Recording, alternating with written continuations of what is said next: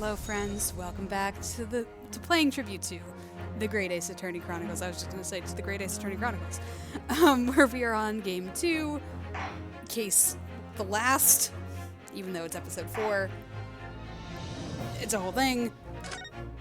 We're in the second investigation, which is after the trial, where there's a lot of stuff going on. I mean, I could recap last time and try to go through all that, but hopefully you guys have seen it and don't really need that recap. So, plus I don't really have much to say. I mean, there was a lot, and Daily Vigil is suffering a bit. That's my fault. I was pursuing truth, and hopefully he's okay. Don't look at me like that. I still can't quite believe what just happened. I know. I inquired with the bailiff after court session was adjourned. And it seems Mr. Vigil was taken to hospital to recover. Right. 10 years ago now, Mr. Vigil attempted to commit suicide by jumping out of the window of the prison governor's office. But ever since then, he's completely blocked the memory of those events from his mind. Nobody knew his secret. Not his family, not even the man himself. I forced it out into the open.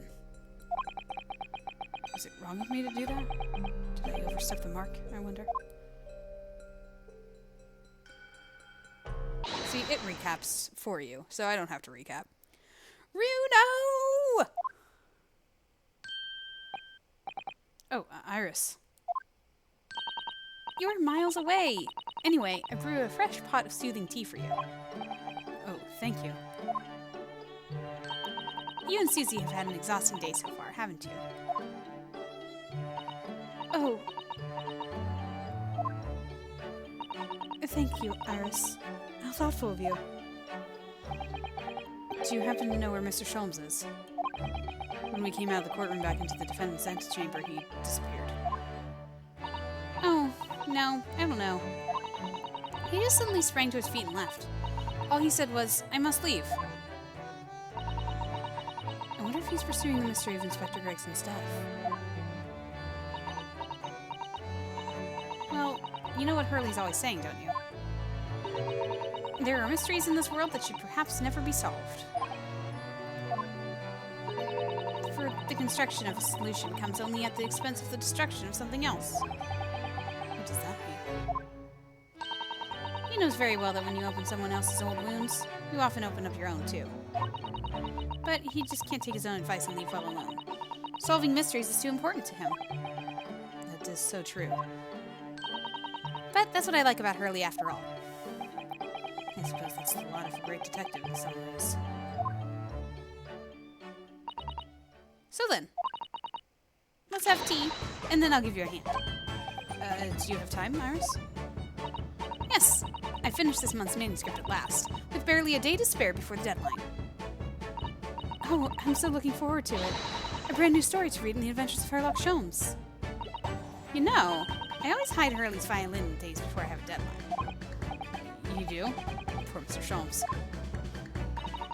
I'm sure that's very wise, Iris. How sensible of you. Now then, my dear fellows, let's make a plan of action before we continue our investigation. Does that mean you want me to talk to you? So, how did it go in court this morning? Well, we still don't know the truth about what really happened, but one thing's increasingly clear. Lord Van Zieks definitely didn't do it. Oh, goody! Yes, that's right. We managed to uncover several new facts as well. Oh, really? And there was another development, too. Cosmo. Yes, it's quite clear now. The Kazuma-sama is not himself. The way he's acting, it's almost as if he's possessed. I know. I mean, at the end of the proceedings earlier, he was like a bloodhound the way he he was chasing down Mr. Vigil's forgotten past. He's not normally so mercilessly persistent. I bet he would have been very on it if I said no. If I didn't present the evidence, he would have been like, "You coward, we're gonna do it anyway." But I chose to pursue the truth, and now I feel bad.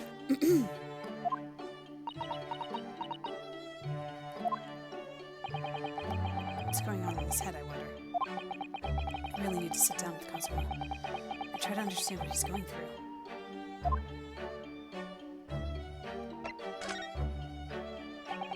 If Gregson was really murdered the day before his body was discovered, then Lord Van Zieks has to be innocent, you see. What? The day before? Well, that should be easy enough to work out, just by examining the corpse, surely? Yes, you would expect so, but curiously, no time of death was included in the autopsy report. I'm just curious. There are still unanswered questions about Lord Van Zieks, though, aren't there? Do you mean... I mean, what was he doing there in Fresno Street that day, in the first place? Well, according to the man's testimony, he said he was investigating Inspector Gregson, didn't he? It turns out that little room is actually the inspector's secret office. Oh, that sounds like it has all the makings of a wonderfully devilish plot. But then why was that notice board there covered in all those particular papers? Papers about cases with a link to the Reaper. I'm starting to get a bad feeling about all this. Oh dear, that sounds more like something horribly devilish. We must start by looking into Inspector Gregson's movements of late.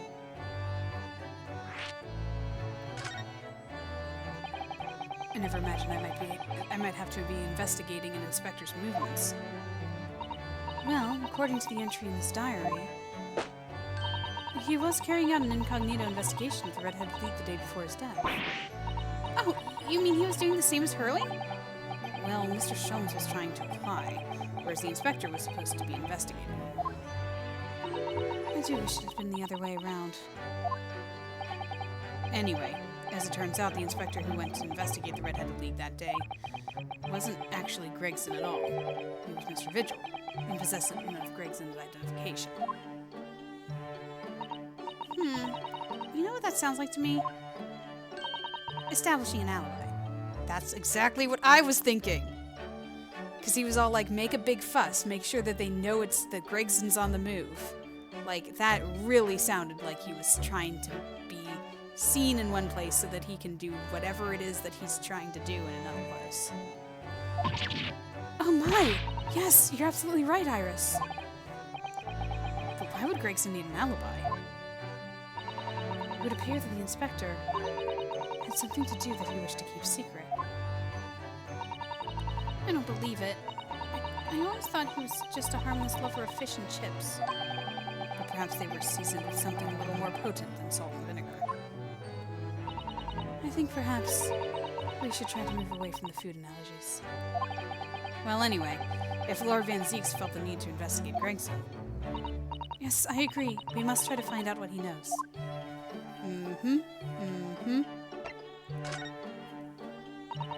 Vigil, you say? Isn't that the name of the lady who came to visit Hurley yesterday? That's right. To ask Mr. Sholmes if he would help her to find her missing husband. Only Mr. Sholmes completely passed the buck to us.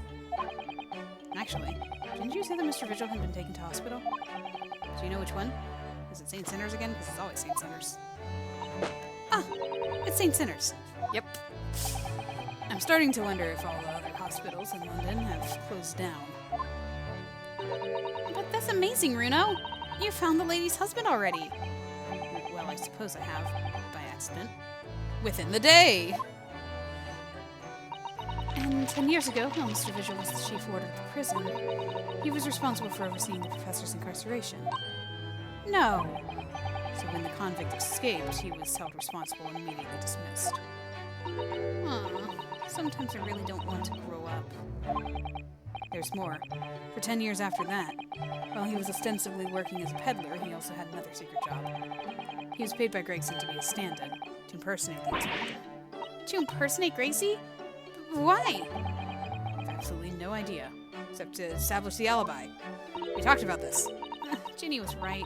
I'm starting to think all adults are up to no good now. Including you, Rena.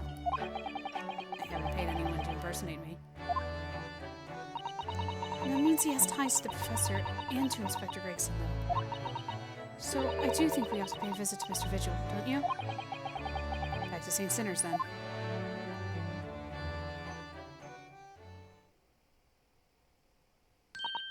Well, I think it's clear what we need to do, isn't it?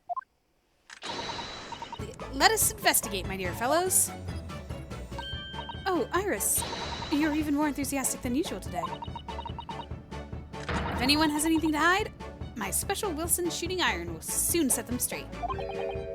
That water pistol? It's stuffed full of piping hot extra It's stuffed full of a piping hot extra special blend of mine. Then I'm quite sure it'll be very effective. I'd better be careful not to hide anything. Well, it feels a little strange that Mr. Schultz is nowhere to be seen, but still. Let's go and see what we can find out. Yes!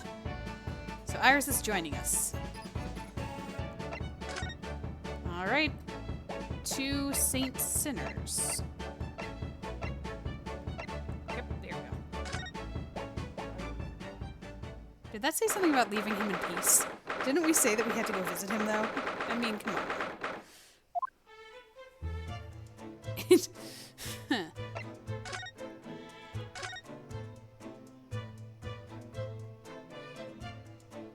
I guess not. What was the other place we had to talk to? We had to talk to, He's only just been a minute, okay. We had to talk to Lord Van Zieks anyway, because, he knows things about Gregson. Or he at least suspected things about Gregson that he wanted to investigate. And the whole establishing an alibi thing. So maybe him first and then St. Sinners. Lord Van Zieks is reading, look. He doesn't seem like he wants visitors, does he? But he must have noticed that we're here, surely. He's ignoring us.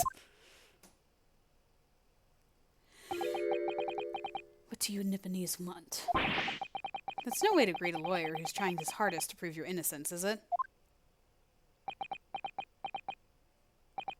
Perhaps not.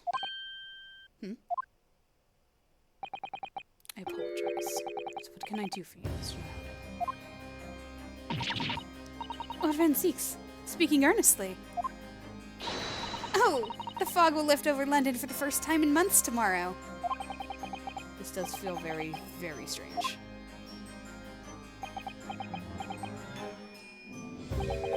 I must say, I was impressed. Oh? Well, thank you. Not by you. By your fellow Nipponese, your prosecutor friend. Oh, I see, yes. It's sardonic, don't you think? For a man such as me, so loathing of the Nipponese, to be entirely at the mercy of the two of you. I suppose it's retribution for having played the part of the Reaper all these years. Played the part.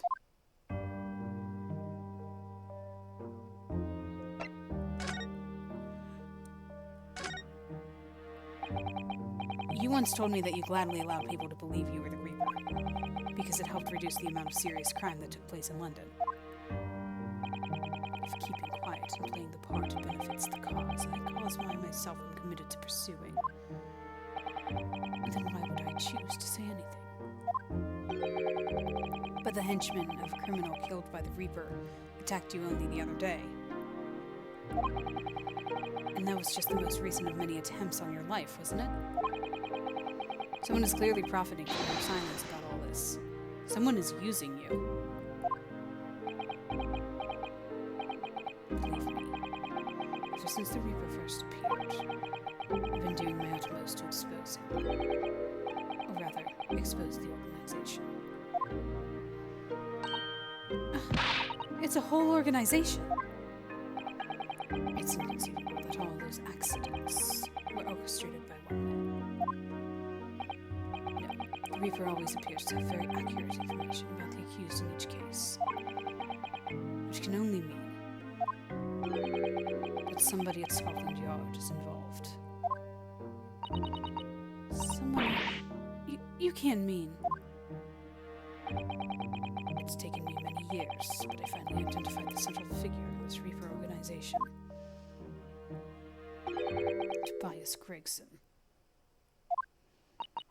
No! Gregson, the Reaper?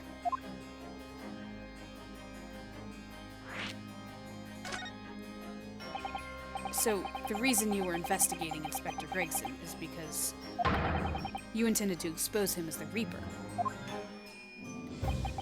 As I said, the Reaper of the Bailey is no single person. It's a highly secret organization with close ties to Scotland Yard. But there's no doubt that Gregson was a key member of that organization. I don't believe it. Are you saying that that he was behind all those awful criminals meeting their... Gregson didn't do the dirty work himself. Oh! He was the tactician.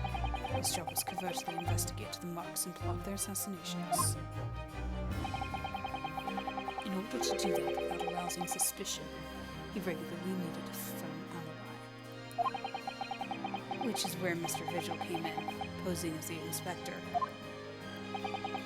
Vigil knows nothing of the Reaper. The room he rented in Fresno Street was almost certainly the headquarters of the operation. Gregson would have met the assassin there for briefings. So we don't actually know who carried out the killings then. Actually, do you have a name? Oh? You what? Well, if you can name the man, you have the true identity of the Reaper already then. Or, if I can name the woman. Oh. She's a young woman by the name of Asa Shin. Wait, what? Shin?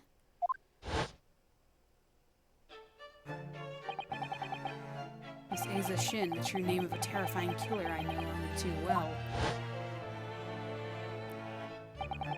She came to Japan posing as a visiting student and murdered Dr. John H. Wilson. Then just when it seemed that diplomatic protection would help her escape Japan and conviction, the mysterious woman herself murdered in a small summer beach hut. And that woman was actually the Reaper of the Bailey?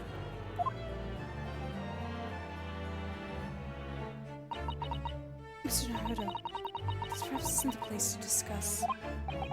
No, of course not. Can't mention it here. The fact that you killed Dr. John H. Wilson. Because Iris doesn't know, and it's very likely that the man was her father. Asa Shin, I should let Father know at once. Yes, I agree.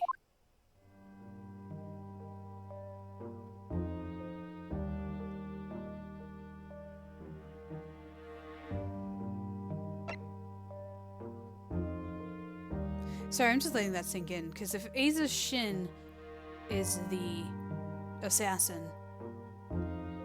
Asa... See, I thought it was Asian, and that was the pun, but it's assassin.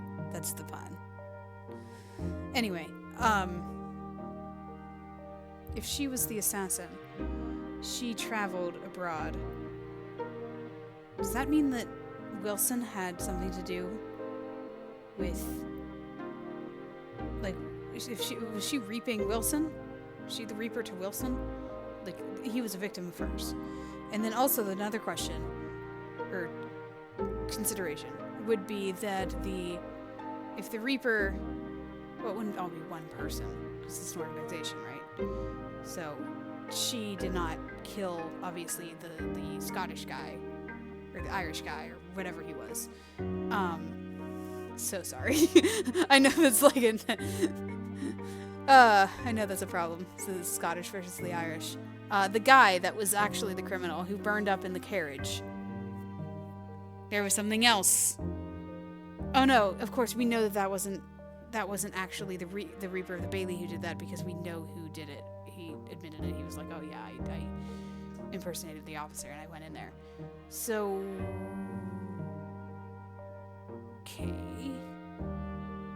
Okay.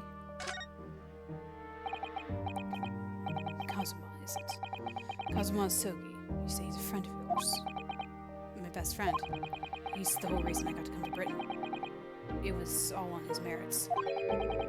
I have nothing but respect for him. Yes, I understand that only the very best students are selected for such opportunities. I had a fine demonstration of how sharp he is in the proceedings earlier today. He missed nothing. In fact, his flawless performance very much reminded me of his father. Gensen Usogi, the professor. It's true that the aristocracy at the time was the root of numerous grave societal problems. They were abusing their power, playing with the common man as pawns in politics, in economics, in war. In many ways, Usogi was carving out a canker from society that we British couldn't deal with ourselves. I see. But that's precisely why it makes no sense. Clint Van Zieks was a noble and upstanding man. He wasn't corrupt.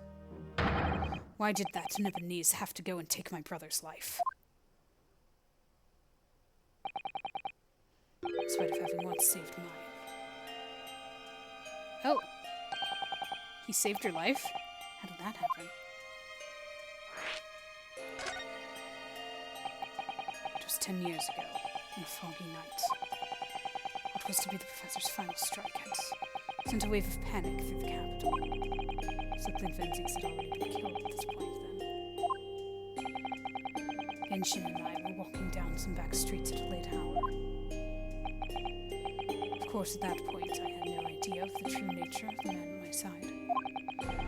All of a sudden... Don't make a peep. You're coming with us. We were surrounded. All of our assailants were armed with pistols, their faces obscured by scarves. Clint was not only from noble heritage, he was a brilliant prosecutor as well. The scum of London hated the sight of him. They had no sympathy for his younger brother either. He had been targeted several times before already. Yeah, that's Van Zieks, alright. We got him. I could hear them murmuring amongst themselves. I knew they were after me. But just when I thought my time had come. If I let them kill you, Clint would never forgive me. I should have had a better voice for that. If I let them kill you, Clint would never forgive me. It was Sogi's voice, just a whisper in my ear.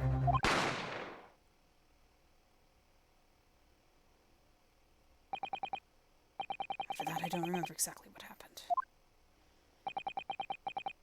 The next thing I knew, there was silence all around. Genshin lay in the cobbled street. Blood was seeping from his left hand. He'd shielded me.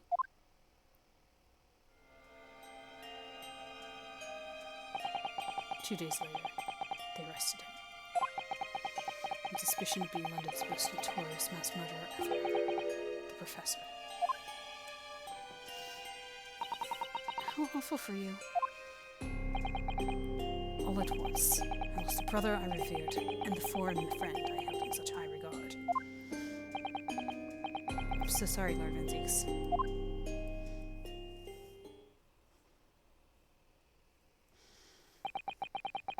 It's the end of my miserable tale. I never thought I'd recount it to anyone.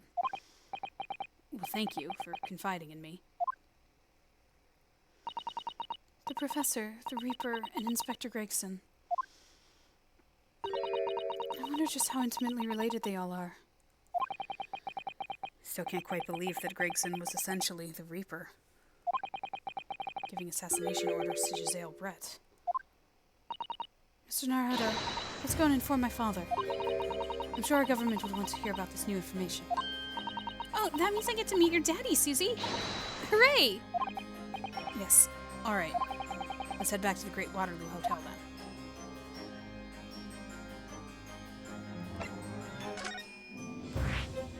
To Waterloo. Da da da da da da da da da.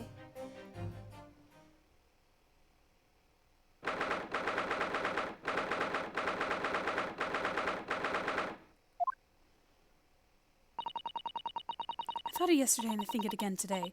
This place is so princely. It's a wild guess, but I have a feeling you'll think the same tomorrow, too. My tea has a finer fragrance than whatever they're serving in the tea room here, though. Wouldn't you say? Ah, look who we have here. It's an unexpected pleasure.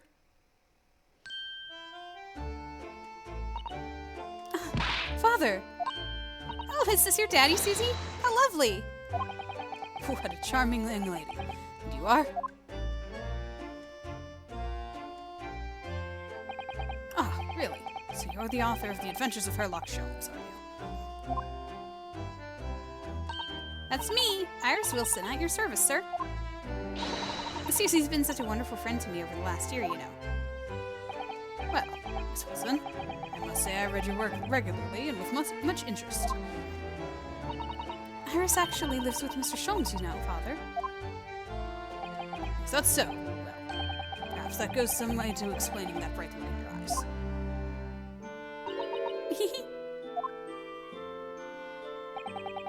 You wouldn't be smiling so airily if you knew just how bright she is, believe me. Now then, young Naruto, it's a pleasure seeing you in action earlier. As an invitee of the symposium, I was allowed to observe from the gallery, after I twisted some arms. And I must say, it was a truly exemplary performance. Well, thank you very much. Although I'm fairly sure you were omitted by Kazuma earlier there. No, please don't misunderstand. It was you who impressed me. Really? You didn't miss a step against Hisogi. We all know how capable he is. Really, to have matured into such a fine defense lawyer in less than a year is quite extraordinary. It's very kind of you to say so. And really nice to hear. What I saw in court today confirmed what I'd been hoping for. The favor I mentioned yesterday, Naruto. I trust you haven't forgotten? Oh, no. You did mention something, didn't you? Totally forgot about that. But first, we have something to report, Father. Of course. Shall we take tea while we discuss matters further? I wonder where Judge Shigoku has gone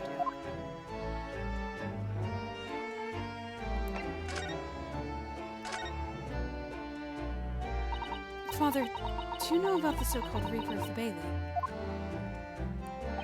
I've heard rumors. Some members of the judiciary explained it all to me yesterday. Of course, I was a visiting student here in London. The Reaper was yet to emerge. Right, he didn't appear until after that case when the visiting students had already returned home. Lord Van Zieks, who was in the dock today.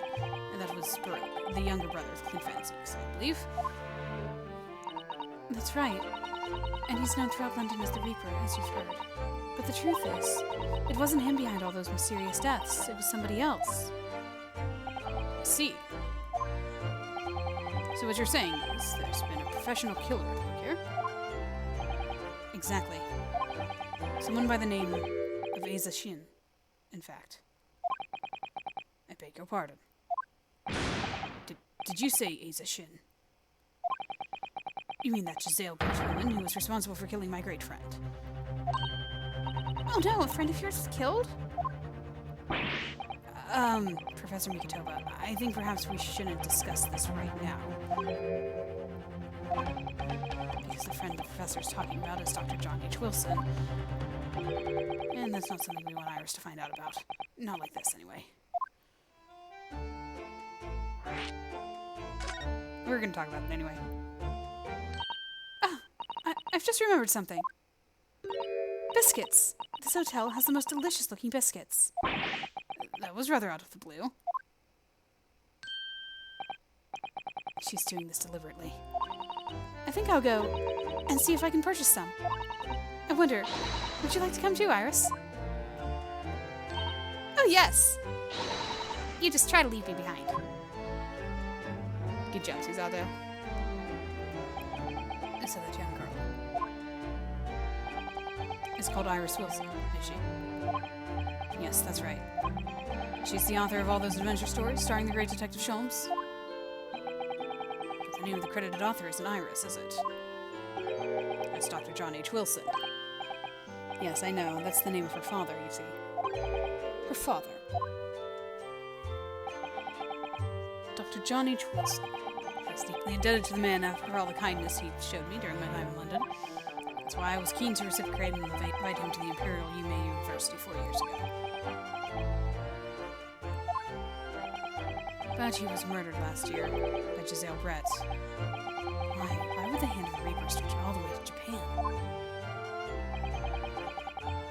Iris knows nothing about that case, but it seems very likely that the victim, Dr. Wilson, was her father. Well, I can't say that we ever spoke about his family, so I don't know if he had a daughter or not. But I think I can say with some certainty that he was never the great detective's partner. So it could have been another Dr. Wilson, you think? Well, John and Wilson are both common names, after all. Still, it's probably best not to mention this to the young lady until we can be sure. That's what we thought, yes. We're back! With cinnamon biscuits. Oh, they smell delicious, Iris. I think cinnamon will go very well with the tea they serve here. Don't you, Susie? Yes, I'm sure you're right, Iris. This game makes me want to have some tea. Lots of different blends of tea. I haven't seen Judge Jigoku for a while, have you?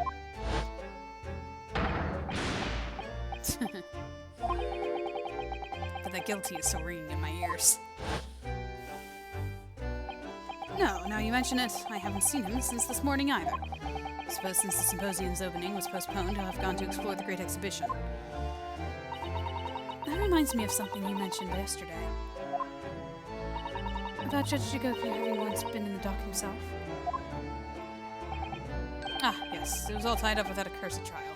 The closed trial, because of his father.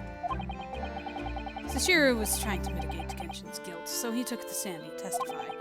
But he got a little carried away and, actually managed to break the witness stand. Oh my! He also said some contemptuous words about the British Empire, for which he was charged. Oh dear. Although it's worryingly easy to imagine him doing that.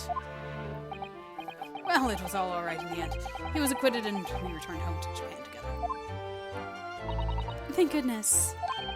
Ah, yes. Talking of Sashiro. I have a copy of the photograph we all took together here yesterday. Please. Oh yeah.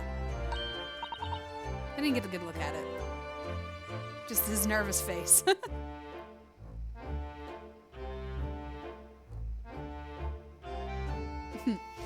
Oh, what a lovely picture. Certainly seems to shout, we've arrived in Britain.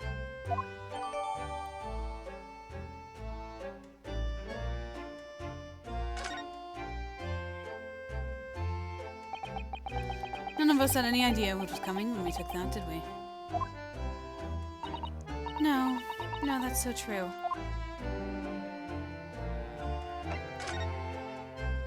So, you mentioned a favor that you'd like to ask me? Well, this fateful trial that you're fighting. One way or another, it will be over before long. And when it is, I'd like you to accompany me back to Japan. You want me to do what? Father? What's the meaning of this? Now, Susato, you should understand. You've seen how the courts work firsthand. Japan's judicial system is in its infancy, especially when it comes to defense. Oh, you mean... The Supreme Court of Judicature is in desperate need of good defense lawyer. As soon as possible. Really quite urgently, in fact. But I've not even been in London a year yet. I've read all of Susato's reports. I'm well aware of your extraordinary talents. And having seen you in action with my own eyes earlier today, there's no question. You, Naruhodo, are precisely the man our country needs. Wow, makes me sound so epic. So, you'd be leaving then, Rino? But then, what am I supposed to do, Father? I came here to serve as Asogi's judicial assistant. Oh, yes, she's supposed to be Kazuma's assistant. The government is still in the process of deciding how best to deal with this situation.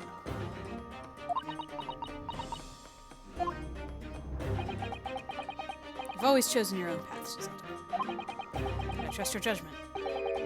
In this matter also. Father? Please, the pair of you, don't look so downcast. It's merely a suggestion, I understand, a hope, if I'm honest. But I won't force you. All I ask is that you consider it, and come to a decision by the time the trial concludes. Yes, all right. You won't leave, will you, Runo?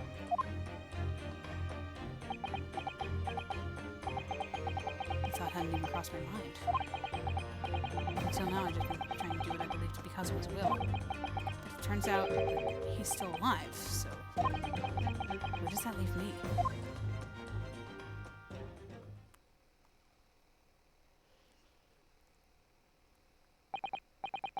Well, if you'll excuse me now, I need to telegram government ministers and the Japanese police with this information about Aiza Shin. Of course, Father. Thank you. I look forward to next month's installment, Miss Wilson. Oh, good. And please, do come to Baker Street sometime, won't you? We'd love to entertain you.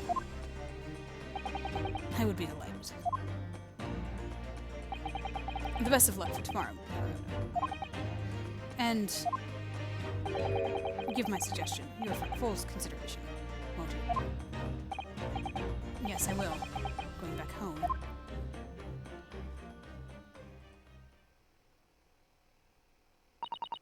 You know, Kazuma-sama has always meant a great deal to my father. I'm sure he'd love the chance to meet with him and talk to him about all of this. Yes, no doubt. Aiza Shin. Of course, it's so obvious. How could I have neglected to consider the possibility before now? Sholmes, how long have you been standing there? Mr. Sholmes! Hurley, where have you been? Why, I joined you all for tea, of course. What an extraordinary question. I didn't notice you at all. No matter, no matter. Anyway, it's more pressing concerns. Mr. Naruhodo. Yes? I must dispatch a telegram to your country at once. It's a matter of much urgency. To Japan, you mean? Tell me, to whom can I entrust the task? Quickly now, who? Well... My father has just now left to send a telegram to the Imperial Police Bureau of Japan himself. I see. Well, he looked reliable enough for a bearded fellow. I don't think what father sports could be considered a beard, Mr. Sholmes. There's not a moment to lose. Kindly ask our trusty unshaven father to see this is sent. I will, but what is it? No questions at this time, if you please, Mr. Sato. All we can do is pray. But for once, my deduction is awry.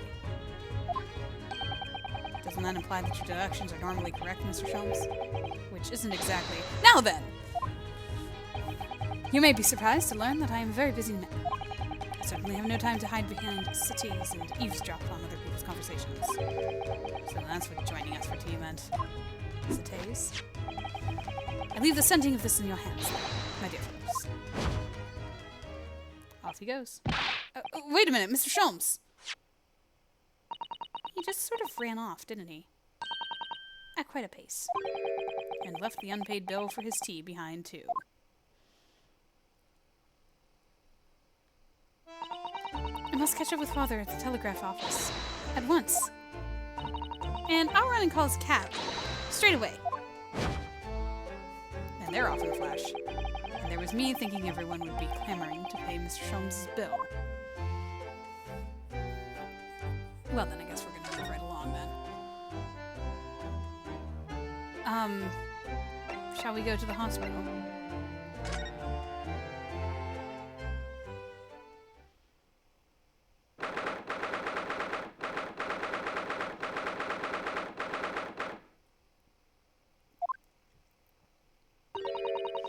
This is the ward where Mr. Vigil was brought, apparently. To be frank, I'm a little worried about seeing him again. Ah, lawyer. Hello again. Are you feeling better now, Mr. Vigil? Yes, thank you. Somewhat better. I'm so sorry to have caused you to... I mean, it was because of me. If I hadn't exposed your secret and forced you to remember things you obviously tried to forget...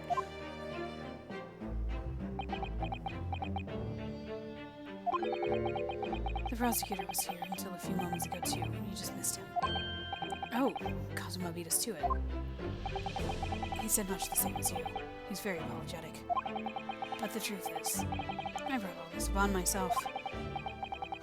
Please, don't think like that. Keeping it from Evie, my wife, all these years, I've carried such a sense of guilt. But that's not the worst of it. Over time, I obviously came to deceive myself as well. You mean about your dismissal? Looking back now, I'm beginning to think that perhaps Inspector Gregson didn't stumble across me by accident at all. I mean, he compensated me so generously for acting as his stand-in. He was clearly concerned for my well-being and doing what he could to help. So perhaps Gregson knew exactly what had become of Mr. Vigil all along then. I'm sure it's just desserts for 10 years of lies and deception, but... It wasn't me that helped the professor escape 10 years ago. It wasn't me. I swear it's true. Oh, Mr. Vigil. I'm sure you'd rather not dredge up even more from your past at this time, but if possible, could you tell us exactly what really happened? I want to. I need to get all this off my chest. I just want someone to tell me what I should have done.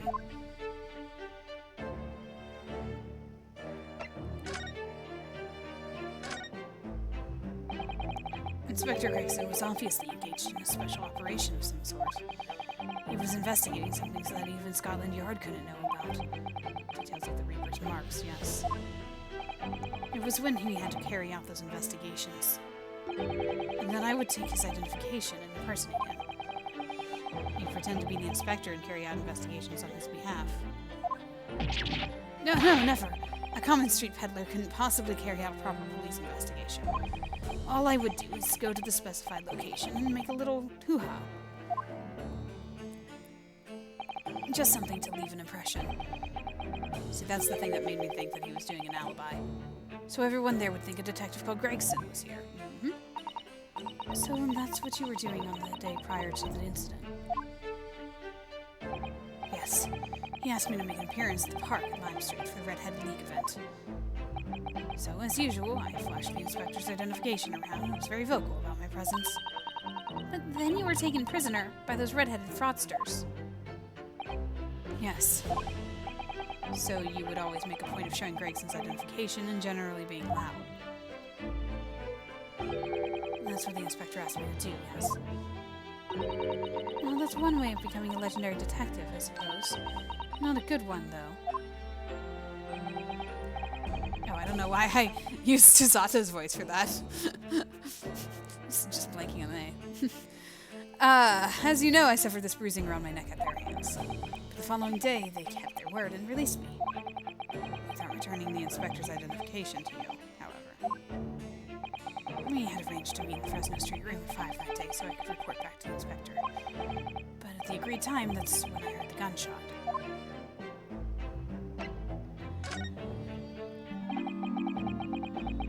It was at midnight on the 17th of June, 10 years ago. That was the time scheduled for the execution. Wait. But the professor's execution never really... Oh, that's me. Sorry, I was looking at the label, it said converse. But the professor's execution never actually took place, did it? Or rather, the execution itself must have been used to affect the plan of escape. I hardly dare to imagine what a chilling plan it was. Barclay was renowned for being the highest security prison in the country. Everything that went on or out of the place was searched multiple times. But there was one notable exception. questioned. I have a feeling I know what that loophole was now. The coffins into which the bodies of the executed convicts were placed, correct? Yes. Once the coroner had confirmed the death of the condemned convict, the body was taken in its coffin for immediate burial in Logate Cemetery just behind the prison. The chief warder first had to sign the necessary papers. And after that, no member of staff was permitted to touch the coffin containing the body again. When the executions took place, only the executioner and the coroner were permitted inside the chamber. I would wait in the adjacent room for word that the condemned convict was dead. On that occasion, once I had that confirmation, I went to the mortuary to find a lone coffin as usual. The procedure was that I would sign the paperwork, having checked the coffin, then nail it shut. But for some reason that day, the coffin was already nailed shut. No. I didn't think anything of it at the time. I assumed my deputy must have checked the coffin and nailed it shut before I arrived. So, you mean the coffin contained...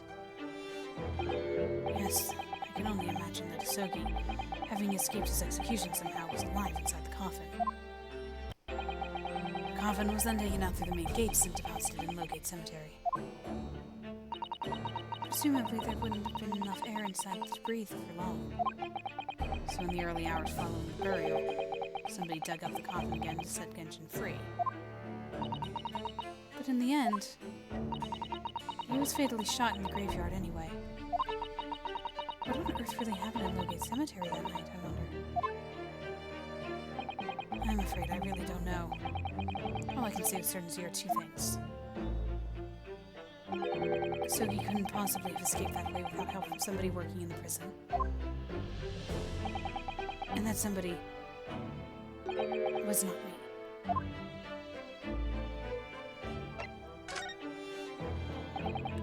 Obviously, you knew the man then? The professor, I mean.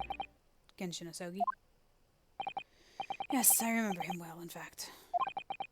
Would you mind telling us what you know?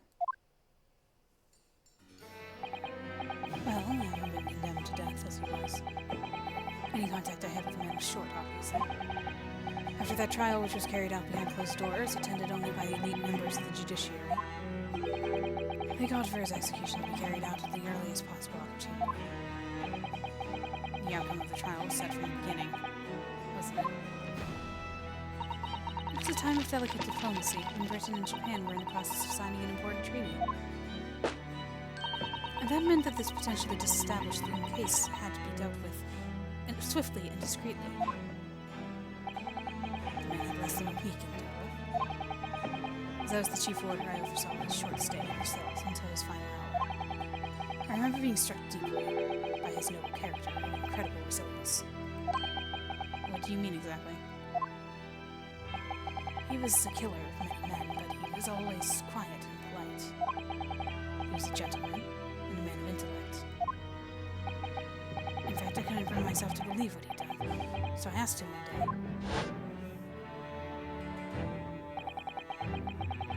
It was 5 members of the aristocracy whose lives were taken.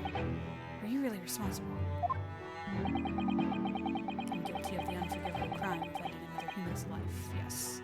Oh, I forgot his voice that I made. I'm guilty of the unforgivable crime of ending another human's life, yes.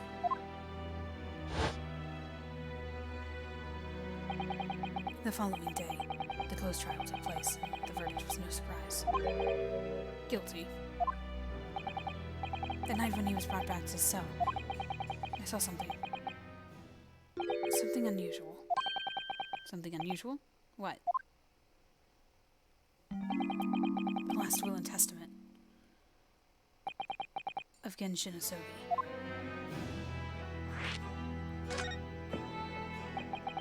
As I said, it was the night following his trial, after he'd been found guilty. He was doing the rounds of the cells, and when I looked into Asogi's, I noticed that he seemed to have a sheet of paper in his hand. Ah, his last will and testament, then, presumably. As soon as he noticed me, he hurriedly shoved it behind his back. But Why did you find that so unusual? Isn't it normal for a man to pen a will when he knows his death is nigh? Yes, it's true, but there were special conditions to Sogi's incarceration, you see. What sort of conditions? Well, even though he was held in a cell designed for condemned inmates, he was allowed to keep his personal effects with him, with one exception. Really? He was allowed his things? That is unusual, certainly. Of course, he'd been convicted of killing 5 members of the aristocracy. But at the same time, he was a guest in our country from the Empire of Japan. The powers that be were determined, and that his final days shouldn't be needlessly uncomfortable. And what was the exception you mentioned? To the personal effects he was allowed. And that's the point. He wasn't permitted to have writing materials. Specifically, no pens or paper. So he was prevented from leaving any written record of what had happened to him. Yes. That's the long and short of it. I have no idea where he obtained that paper. Any writing materials would have been confiscated from him upon his incarceration. As I said, he hid the paper behind his back, and then he pleaded with me.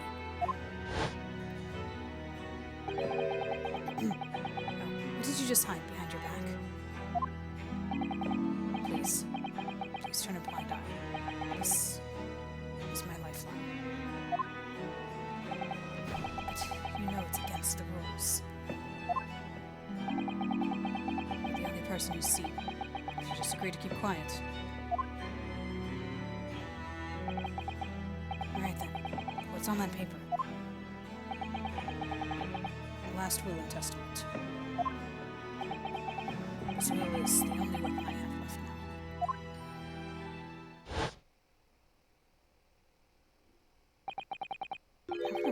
Weapon. So I decided to pretend I'd seen nothing, and I let him keep his will. But then later, it just seemed to vanish without trace. What do you mean, vanished? It would seem that isn't the end of the story of this mysterious will.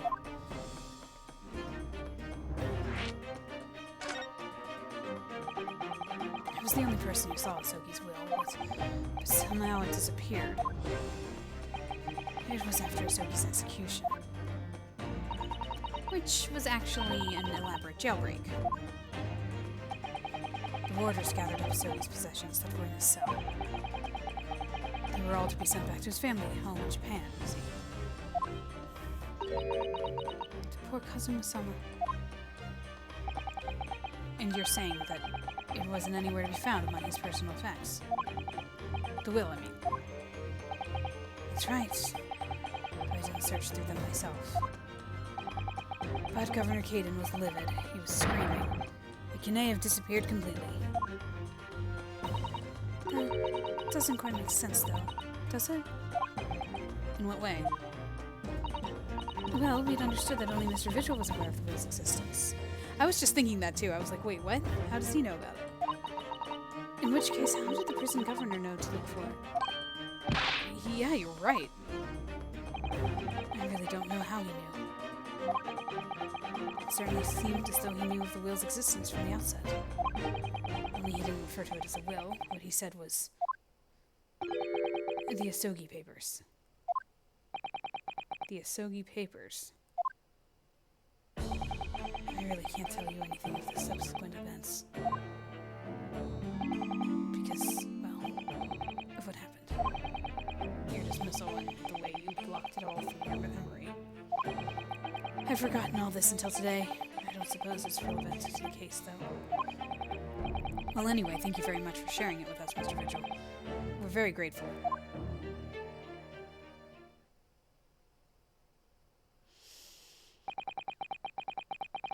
I'm afraid there's really little more I can tell you. My wife Evie will be here shortly, so I do hope I don't appear rude, but... No, not at all. Thank you again. But what will become of you now? Well, impersonating a police officer is a criminal offense, of course. I imagine that once I'm fully recovered, I shall be arrested. I'm so sorry. Don't be, please. This was all my own doing. I always knew that this day would come. Well, I wish you well. Goodbye, Mr. Vigil. Ah! Before you go, there's just one thing. Yes? What is it? The Asogi papers. I'd be very grateful if you make no mention of the things I told you about them. Presumably for some good reason. It's my understanding that their very existence is a closely guarded secret. If it became known that I'd remembered, well, it could be rather troublesome, I think. I understand. Some sort of will that Genshin Asogi penned just before his death, which the man himself claimed was his last weapon. I wonder, perhaps it has something to do with his plan to escape. If there's anyone who might know more about a document that Kazuma's father left behind, it would be Mr. Vigil's governor. Then we know precisely where we must go.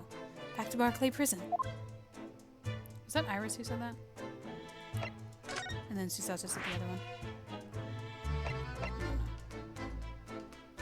Weren't we told not to come back here? Sorry.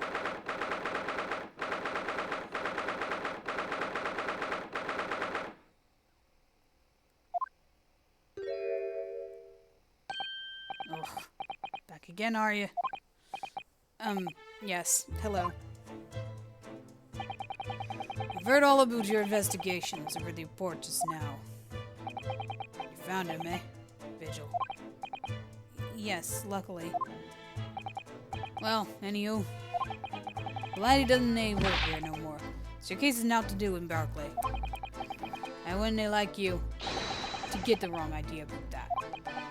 Of course, yes. Mr. Vigil stopped working here 10 years ago now, so... Yes, we've seen his dismissal notice, haven't we? He was given the chop. Aye, Kimmer. You kenned me very well. Now, that was about wee handcuff biscuit. Oh, they really are like little handcuffs, and hard as irons, too. So, what brought you doing here today? Well, there's something else we'd like to ask you about, actually. Is that so? You believe there might have been a document that disappeared from Genshin Asogi's cell. I think it's been called the Asogi Papers or something?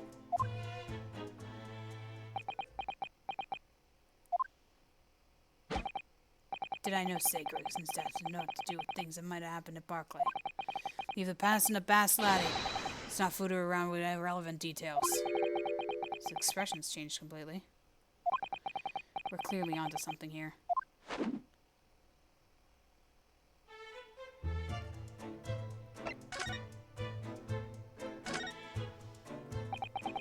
The murder, a botched execution, and a whole miserable escape. You're Barclay's darkest hour, eh? Shocking embarrassment. Because the convict had a collaborator on the prison staff, you mean? Aye, for shame. The coroner confirmed the death of a man after his execution, Courtney Scythe. And my chief warder at the time, Vigil, who was in charge of the whole affair. But Mr. Vigil says he didn't know anything about it. A rascal wouldn't say otherwise, eh? More handcuffs? Oh, how could I say no? You can never have too much iron in your diet. When Mr. Vigil was handed his dismissal notice as a result of what had happened, he was so despairing he jumped out of your office window, didn't he? I didn't like to say, but that's just Vigil trying to get out of it. Do you not think he would have jumped out from the shock of his crimes being exposed, eh? I do. You wouldn't say otherwise, though, would you? Of course, I can't say on all the responsibility myself. I shouldn't have deceived me. Actually, there's barely anybody who gets what went on in the time now. But Gregson hadn't been murdered, and Dr. Scythe prevented to have any visitors. It No visitors. Someone obviously doesn't want her giving anything away. Well, we're not going home empty-handed. And I wouldn't agree with sending you packing with now, Kimmer. Here, take a handcuff or two. Oh, well, it would be rude to say that. Wouldn't want to become anemic. I suppose if there anyone who might still care about what happened back then. It'd be that last from the forensic division. Maria Gori. Maria Gori? Aye, said his daughter. She didn't have no more. Just the one. But the wee bairn's following her mom's footsteps. You didn't ever see her without a scalpel in her hand. Ah. Yep, we've met her.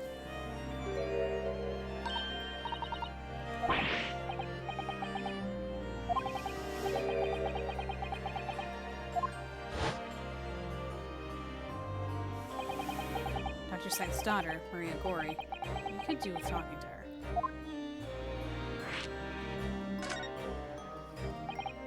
So she's Dr. Sykes' daughter, but her surname is Gori? Aye, there's some family history, I'm sure, but I didn't get into the ins and outs of it. She grew up watching her mom work for the bodies of folk who died in strange circumstances, and decided to do the same with her own life. Can I understand myself? Perhaps she was driven by a deep respect for her mother. Perhaps. Anywho, she was in charge of Gregson's autopsy, I believe. Right, and the coroner responsible for this incomplete report. Someone told me once that the wee lassie always loved her mom's stories about cutting up bodies. There's even a rumor that she used to listen to the funeral march as a lullaby. Well, then perhaps her mother might have told her about the autopsy from the case 10 years ago. Aye, I'd say there's a fighting chance at least. After all, that was a life-changing case for all of us. I really need to speak to Miss Gori about herself about all this, I think. Thank you very much. I'm not happy about any part of it. Took years for Londoners to finally forget the whole professor business. Can you not give up on this, laddie? Stop asking pointless questions. I'm sorry, I don't like dredging up these painful memories for everyone.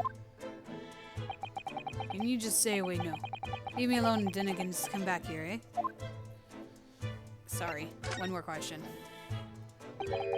How you come to ken about that on it, laddie? No many folks even here in the prison who've heard of those papers. Oh, well, I can't tell. Mr. Vigil told me. I'm afraid our sources must remain confidential, sir. We've been led to believe the papers are actually a last will and testament. Is that right? The professor's, or rather, Genshin Asogi's.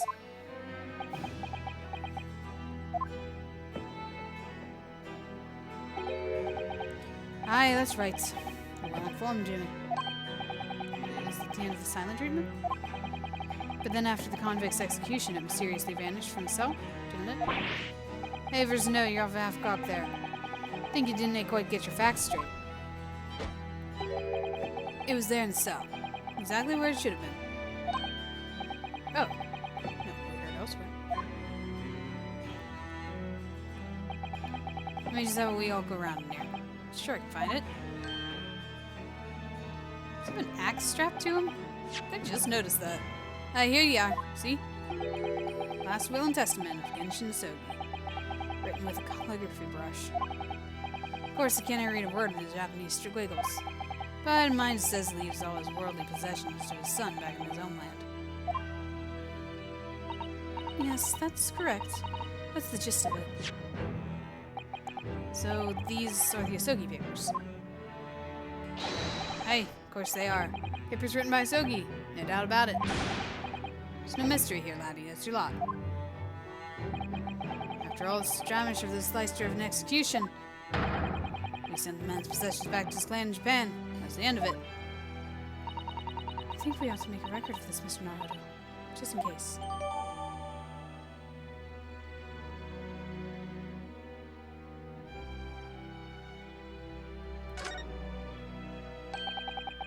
One thing before you go your way, Mr. Naruto.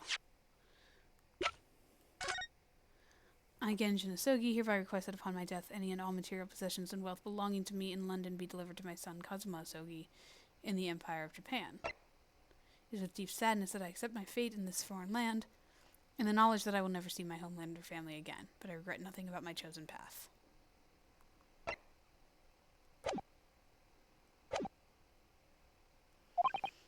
Yes?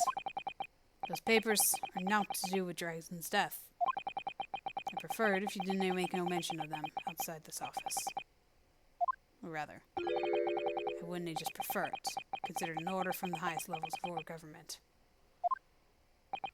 Who gives you that power? I understand. I don't know whether I'll follow that, but I understand. Okay, where are we going now?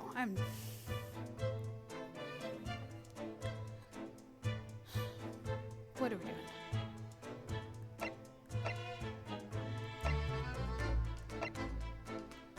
Is this where we'll find Kazuma? Because we do have to talk to Kazuma.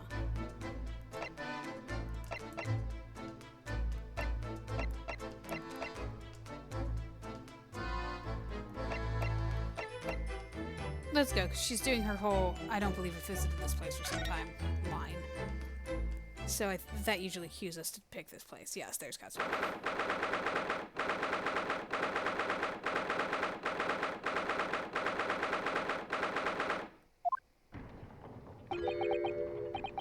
No arguments, Prosecutor Asogi. You will continue with the trial exactly as I instructed. Is that clear? Perfectly. It's Kazuma-sama. Defying Lord Strongheart by the sound of it. He never did know when to back down.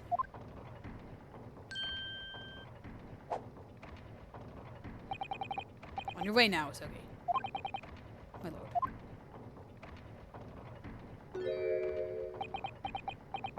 Hi, Kazuma. Can we chat? Kazuma.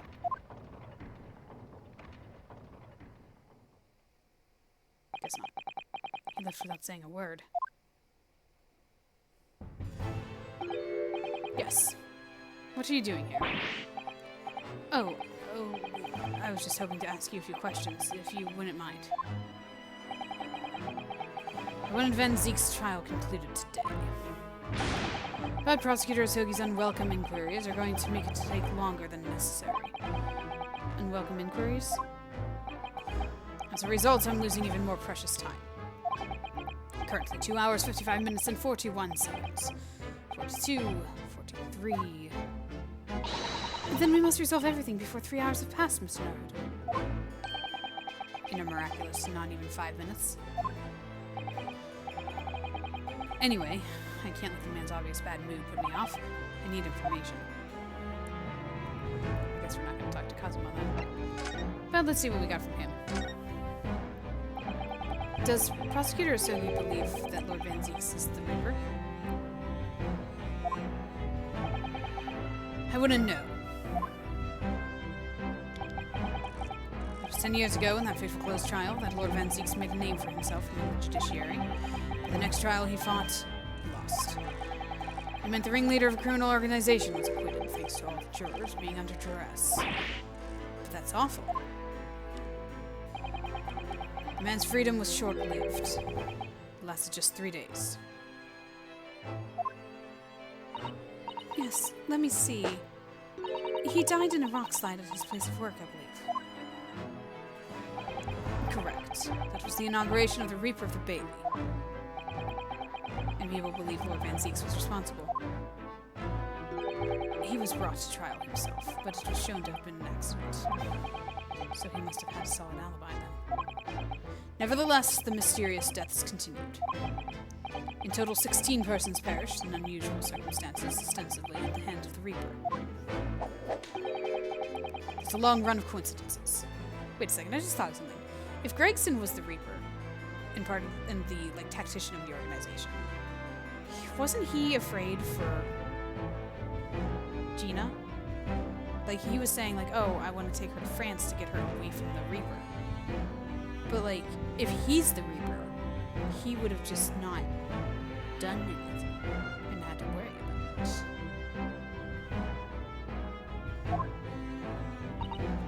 Well, the Reaper's true identity may be revealed by this trial. And the impact of that revelation will have on the British public cannot be understated. Is that why it's a closed trial? Precisely.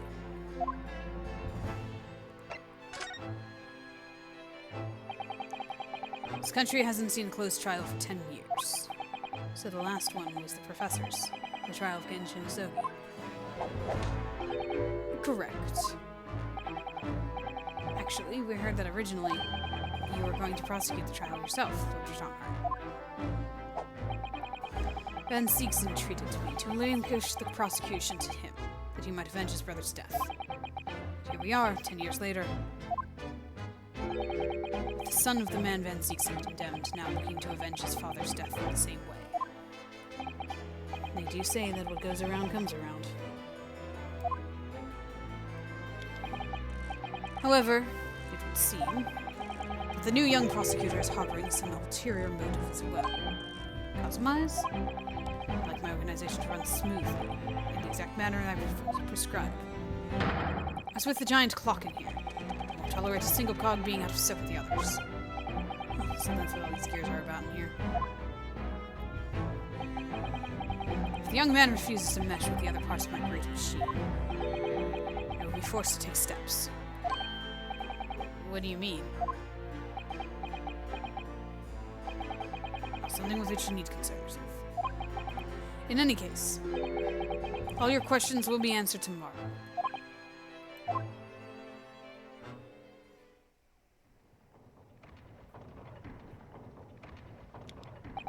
Now, I shall have to ask you to excuse me. As of this moment, I've been delayed from attending my next meeting by precisely 3 hours. Oh my, that's a long time. And I hold you entirely responsible. Even though we miraculously managed to fit everything in not even 5 minutes. I wonder if you might agree to us talking with Prosecutor Isogi? Discussions between the defense and prosecution outside the courtroom are generally frowned upon. However, I will make an exception in this case. Now go. You can find him in his office. Thank you. Good. Alright. Now we can talk to Kazuma. Let's go see him at once, Mr. Naruto. Kazuma's my best friend in the world, but I'm really not at all sure I know how to talk to him at the moment.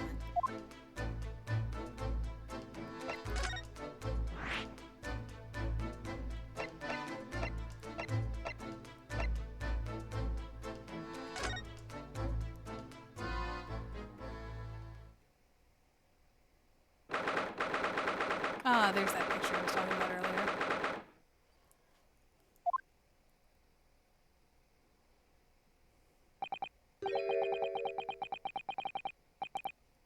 So, this is the office of Prosecutor Isogi now, is it? A little miniature of the room that Gregson was found in. Kazuma-sama is doing so well for himself. Even though he's always forced to kneel on the floor Japanese style in the dark corner. It's his habit to sit Seiza style whenever he's working.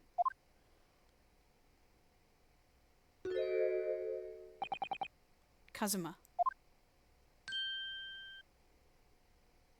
I thought it wouldn't be long before you paid me a visit. Yusuke. I was right about what I said, wasn't I? Sorry? Did you have all the makings of a great defense lawyer? Well, I always believed that you'd fulfill your dream of advocating in the British courts. I just never imagined for 1 second that you would be as a prosecutor. Seeing you stand in a foreign courtroom, so gallantly realizing your dream, Kazuma-sama. I'm truly happy for you. And I'm truly thankful to you, Judicial Assistant Mikotoba.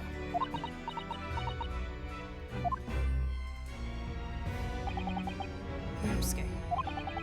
I always thought it would be fun for you and I to shake up the British legal system a little together. This isn't quite how I envisioned it, but I suppose it's just another twist of fate. I've learned a lot of things during my time in London. About how Susato-san's father was himself a visiting student here once, along with Judge Jigoku. And about what happened with your father. And you'll have no difficulty understanding why I had no choice. Why I had to find a way to get to Britain as a visiting student myself. I want to hear it from you, Kazuma. As you wish, Miss Gabriel.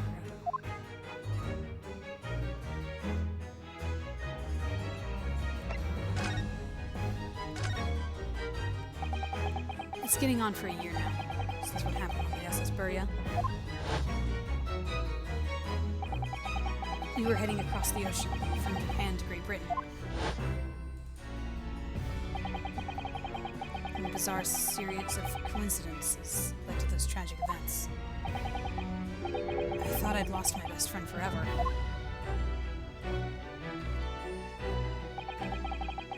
I must have been unconscious for a long time. When I awoke, I was lying on a bed. It was a narrow little room. There was a bouquet of flowers by the pillow. It took me a little while to realize that I was in the cabin of a ship. I slipped out of the room and headed up into the deck. Were you already suffering from amnesia at that point? Yes, I didn't know what had happened or where I was. There's just this voice in my head. You have something you have to do, something no one else can know about. Go to Great Britain, your task awaits you there. It was a calling I couldn't ignore. It compelled me relentlessly. And on the deck I saw that I was on a huge steamship when we docked at a large port. It must have been Hong Kong. Yes, it must have been. Presumably just before they were due to carry your body off the ship. No idea the situation, but I did have the feeling that this was in some way my last chance. So I concealed myself among the disembarking passengers and went ashore. And then I disappeared into the crowded streets of the foreign port city. So I could plan my onward journey to Great Britain.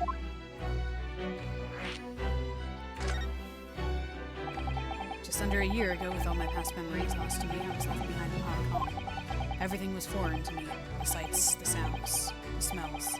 I had reeled. I was truly at a loss. I realized now that I'd escaped as a dead man, with nothing but the clothes on my back. No money, of course.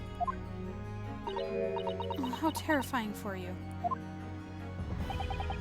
Luckily, though, I had 2 feathers in my cap. One being your knowledge of English, I suppose? That's right. And on the back of that, I was able to pick up some work as a deckhand on a cargo ship. Eventually, after calling in countless ports, I finally arrived at Dover. It must have been some 3 months ago now. The formidable tenacity of purpose showed itself again. He had lost his memory and had literally nothing to his name. But he still managed to make his way to London on the opposite side of the world. Of course, I had no idea why I had moved heaven and earth to get here at that point. So, how did you end up becoming Lord Van Ziek's apprentice then? And that can only be called an extraordinary stroke of luck, really. You see, I was stopped at the border because I had no papers. They took me straight to Scotland Yard. And by sheer coincidence, Lord Strongheart was there to attend a meeting. That's when the second feather in my cap came into play. Would that have been your knowledge of the law? Yes, exactly. Lord Strongheart was curious about an Easterner with intimate knowledge of British law. He took me back with him to the Supreme Court and assigned me to the prosecutor's office. And then 9 days ago, you finally got your memory back after the trial involving drummer.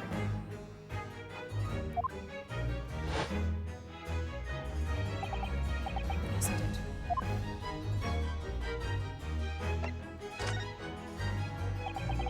Ever since I first met you, you talked about your dream.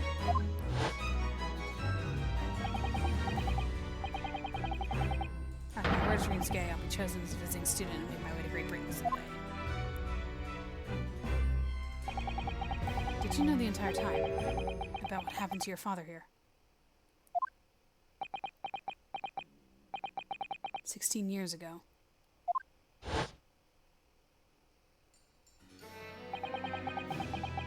When my father left on that exciting trip to Great Britain, I was just a boy. We took a photograph together the day before his departure.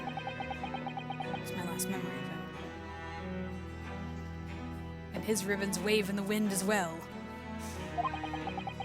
What I remember most about my father is his unswerving sense of justice. 6 years after he left, a gentleman called out at our family home. He told me Genshin, my father, had been taken ill in England and passed away. It was Professor Mikotoba, your father's sister's son.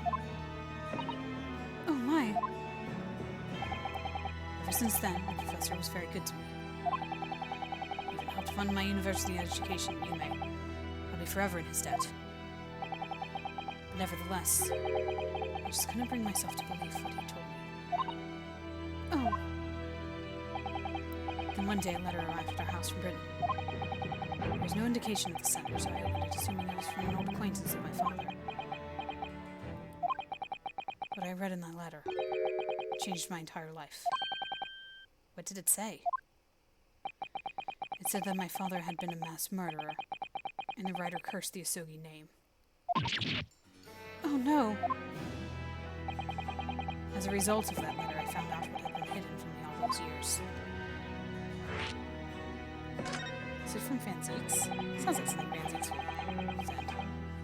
Presumably the letter was sent from a relative of one of the victims. Oh. Okay. So, Fanzeeks? If whoever it was had been a member of the judiciary, he could have been presented at the Crow's trial. The letter revealed that my father had been sentenced to death, executed for being a killer.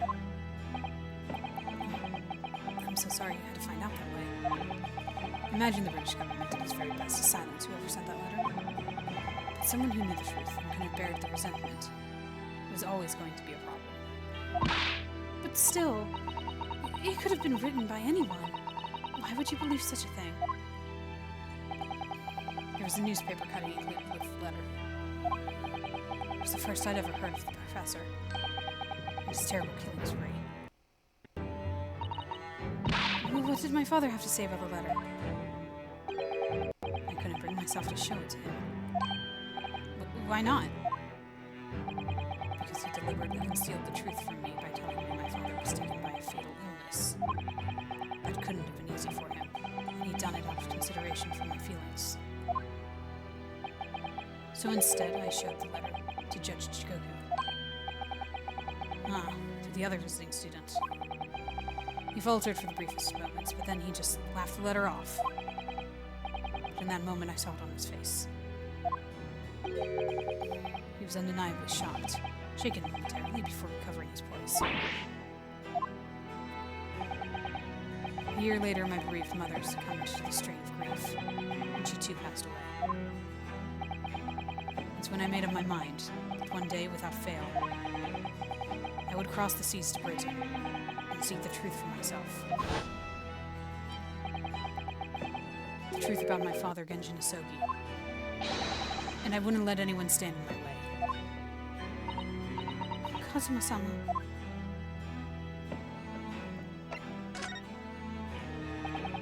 What we learned today in court turned things completely on their head. It was an impressive piece of lawyering, Ryunosuke Naruto. Lord Van Zeeks isn't the Reaper, you know. I almost don't want to believe it myself, but it turns out that Inspector Gregson himself, the victim, was... It's clear that the inspector was behind the Reaper's activity all along. What? You mean you knew? The real question is who's been giving orders to the inspector. Yes, Beric Von Zeeks is a real Reaper. And I know that 10 years ago, it was him who decided my father must be a mass murderer and sent him to his grave. No, he was merely seeing that justice was done if the law dictates. He's not to blame. Ultimately, it's people who condemn people. The law is just a tool they use to do it. And when a man condemns another, he must take responsibility for his actions. Of course he must. But I know for certain that my father would never have taken another man's life. Kazuma? On the contrary, father's life was taken by the Reaper.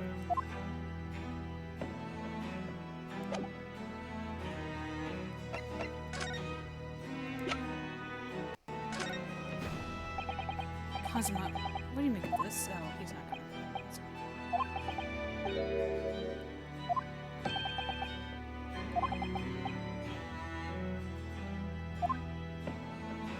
Okay. Is that it from him then?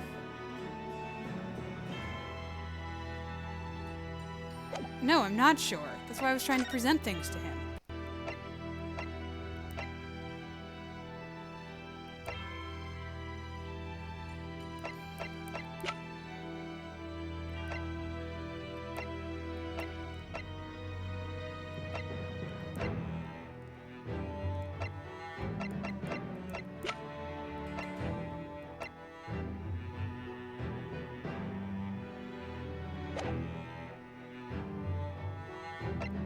There's nothing else I can present. The Yosogi papers, because that's the last will and testament.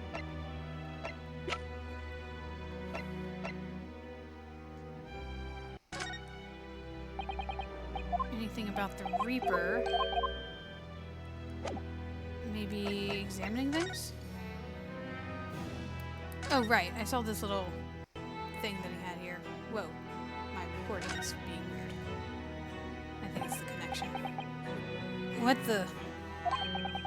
It's a scale model of the crime scene. Oh, that's Kazuma. It's a scale model of the crime scene. Yes, I realize that. Does the prosecution office make a model of the scene for every single case? Apparently so. Sometimes it helps to visualize things better and notice things you hadn't spotted before. Actually, the miniature notice board is my work. Be honest, you enjoyed making that.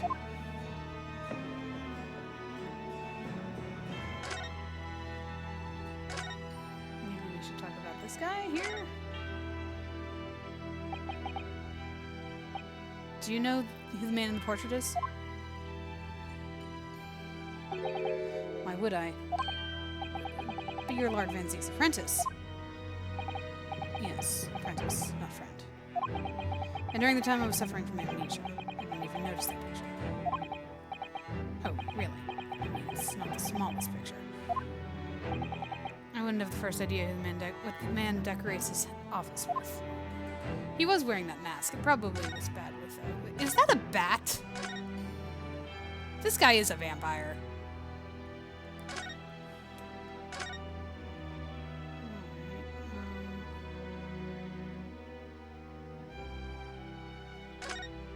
There's a book there. Lord Van Zeke's incredibly stylish desk. Now, I noticed you've been working at the little table on the floor, kneeling down Seiza style. He said it's not his style. Oops. I thought it was some kind of punishment sent up by Lord Van Zeke's when I first saw it. I found it most comfortable at work. I can't do it after a couple minutes of sitting with my legs folded under me, they start to get tingly. Don't exaggerate, Mariska. We both know you can't manage your minutes. Thanks. Thank you for that. Okay. I honestly have nothing else.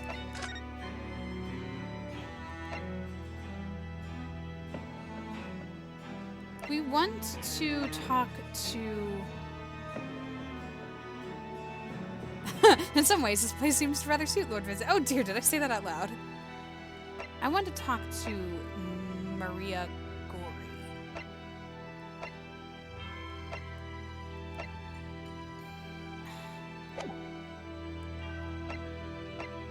What else can I do over here?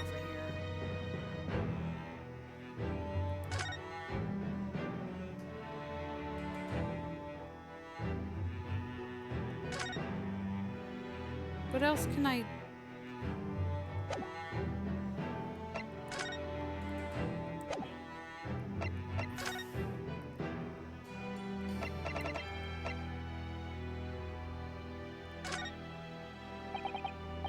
Nope, nothing.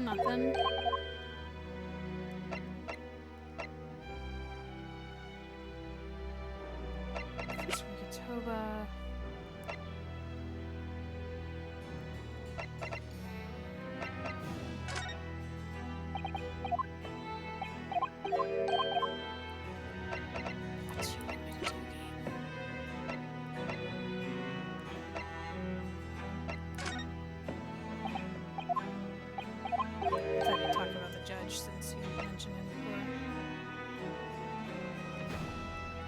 I can't believe this doesn't get him to say anything.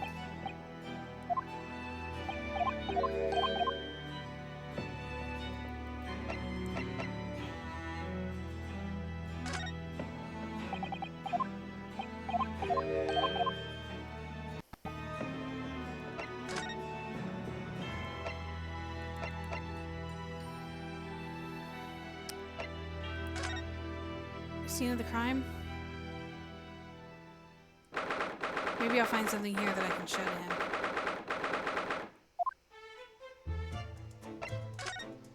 Maybe Sholmes is around?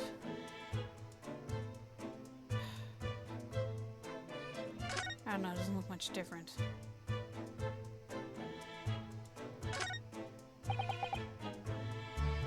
Details of cases stretching back over 10 years. There's a history of Lord Van Zeek's defeats in court. I don't think that's an appropriate description. Although when you consider everything on the board, it's certainly true. But all these people had a background in dubious dealings. And in the end, of course, the board itself concealed the inspector's own death. Doesn't bear thinking about. Okay.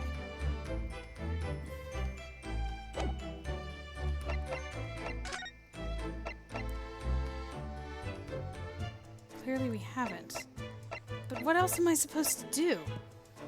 Alright guys, I'm not gonna make you torture sit through this, so give me just a second as I come through there and it'll jump right back to it. I'm back.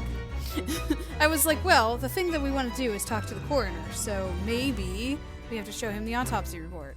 Here we go. This came in the trial, didn't it? As something a little dubious. The fact that no time of death was recorded from Inspector Gregson's autopsy report. By the way, I love all of the styles of his theme. Like, you can hear it in the background.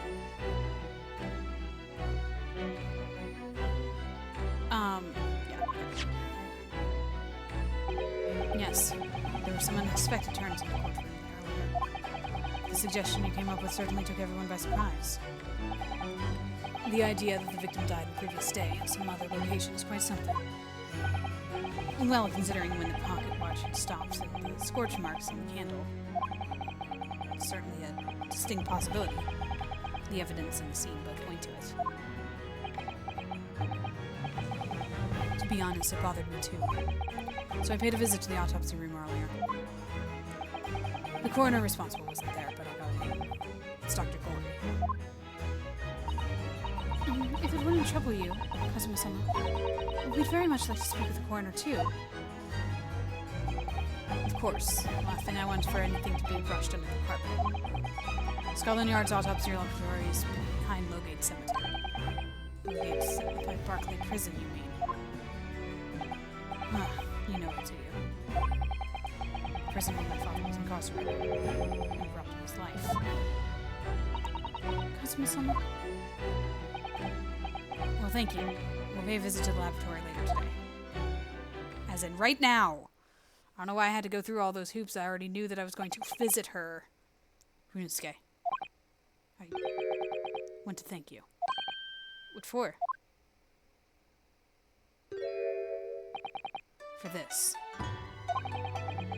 You safeguarded the soul of the Asogi clan. Where's the bandana? Well, it is a famous sword that's been in your family for generations. My only slight regret is I never got the chance to draw it before I returned it to you. Karuma is said to have been forged by a master swordsmith during the Sengoku Warring States period.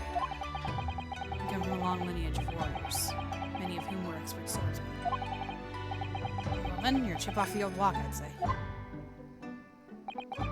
This blade, Karuma, is the symbol of the Asogi clan's honor and might. Apparently one of my father's apprentices even took the blade's name for a surname. Really? Karuma? Does sound formidable, that's for sure. Wait. Oh, apprentices. Never mind. I was gonna say, wait a second. Asogi's relation... I still think Asogi would be... Well, I don't know.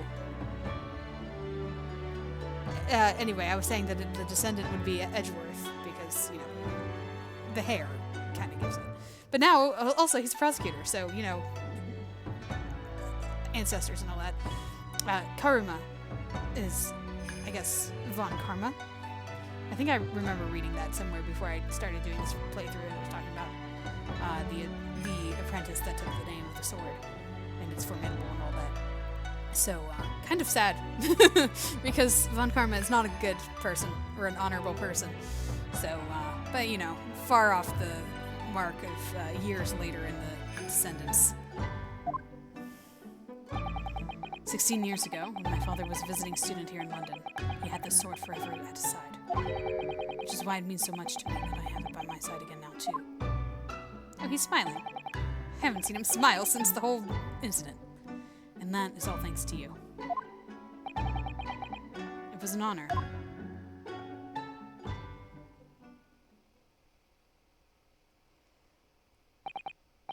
Now I have preparations to make for tomorrow. Perhaps I said a little too much.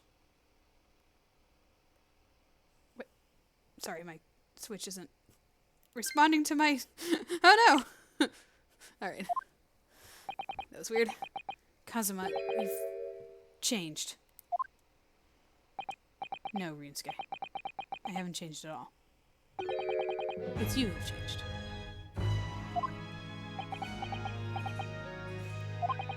I can completely understand your resentment of Lord Van Zieks given what happened. But the fact is, those events in this case are, well, unrelated. Is that what you want to say? How can you be so sure? What do you mean? Never mind. The man is the Reaper. It is for that reason that the inspector was killed. I'm going to prove as much in court tomorrow. By whatever means necessary. I can't let you do that, Kazuma. I know you'll do what you have to as a lawyer, but I'm sure I don't need to tell you that I won't be taking any prisoners in the courtroom. I would expect nothing less.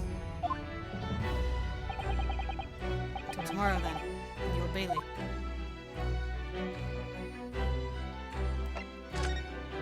Well, okay, now we can go to the laboratory. That's all I wanted to do before. I was looking for the laboratory before. Oh, goodness. This place has changed into cutesy little monster things. Cutesy spoopy. This place really is creepy, isn't it? Well, being a dead room, it's probably full of the spirits of the dissected. But actually, there's one rather pleasing scent of roses in the air. Well, being a dead room, the coroner probably needs a bold scent like that to mask the odor of death. Iris, do you think we could change the subject?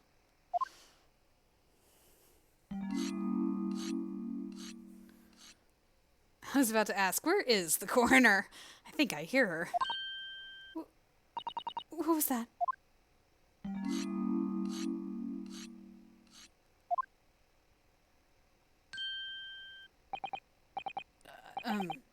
Dr. Corey?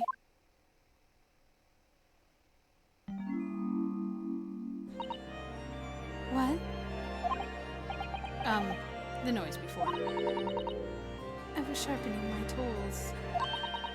I'd be dead meat if I didn't keep a perfectly keen edge on them. Right. When following the collagen fibers of the dermis, an expertly sharpened scalpel cuts like cheese. Would you like a demonstration? Oh, yes, please. I'd love to see. Then, I think you'll do nicely. No, I wouldn't do nicely at all. I mean, maybe some other time. Like when I'm dead. Is that a tut? Well, we came here to ask questions, so...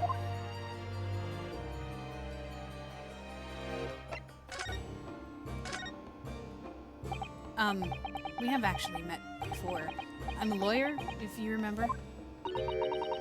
You're not dead yet. What? So Mama said I wasn't to cut you open. She's so strict about things like that. Well, good. Just like some scruples, at least. Oh dear. It looks like she's not interested in talking to us. For the time being. For the time being? You mean until we die? I hope that's a way off.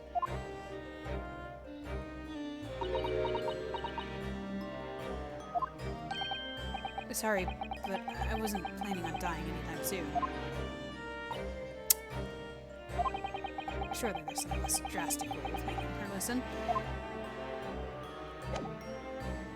Present something. Present something. What can we present? We can present the autopsy report.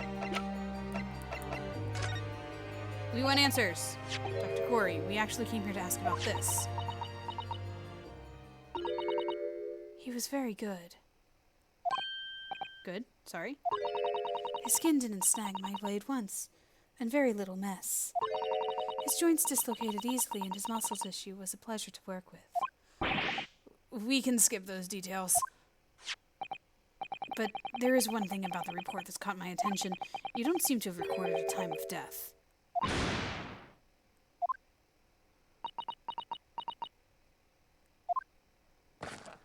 Oh.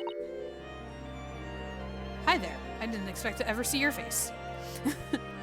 That's not my fault. That made me jump. Then please, tell us what happened.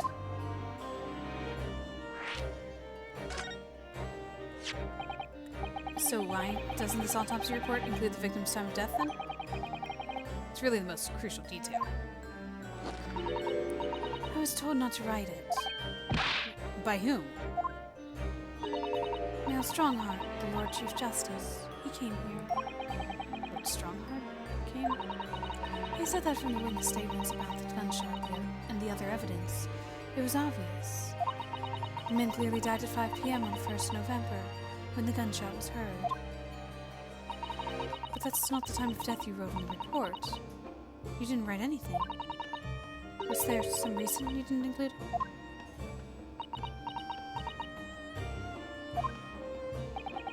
Dr. Corey, if you're hiding something under Lord Strongheart's instructions, then sooner or later you're going to go the same way as your mother. Give it here, then. But she's scribbling so furiously.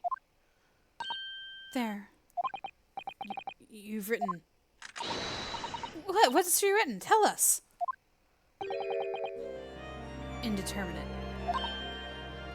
But...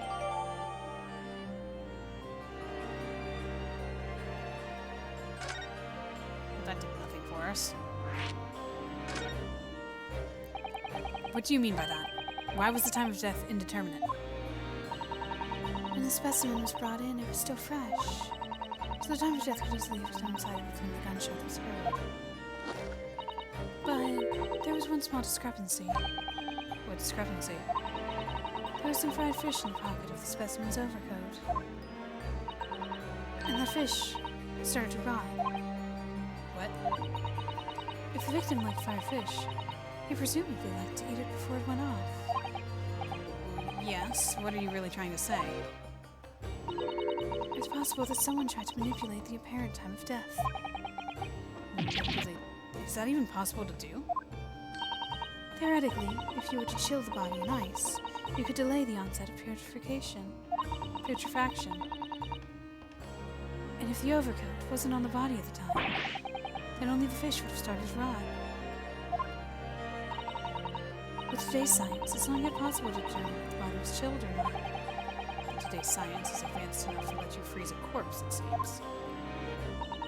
But surely, to chill a corpse like that would require an enormous electrical refrigerator. I don't imagine many households in London are equipped with such a device. No, definitely not.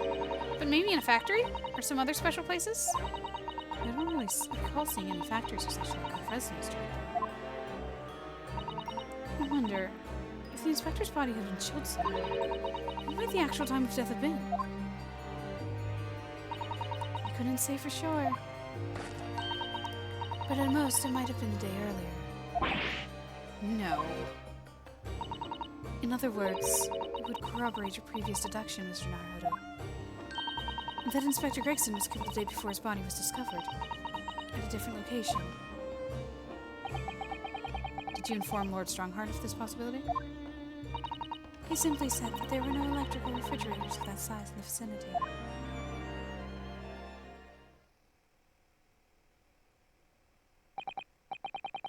Yes, one other thing. It's something that the governor of Barclay Prison told us. He said that your mother, Dr. Scythe, was responsible for confirming the death of the professor after his execution? The professor... Apparently you always enjoyed listening to your mother's stories about her work, so we were wondering if you might know something about what happened 10 years ago. That's not all Mama did. Hold on. Wasn't she rather young?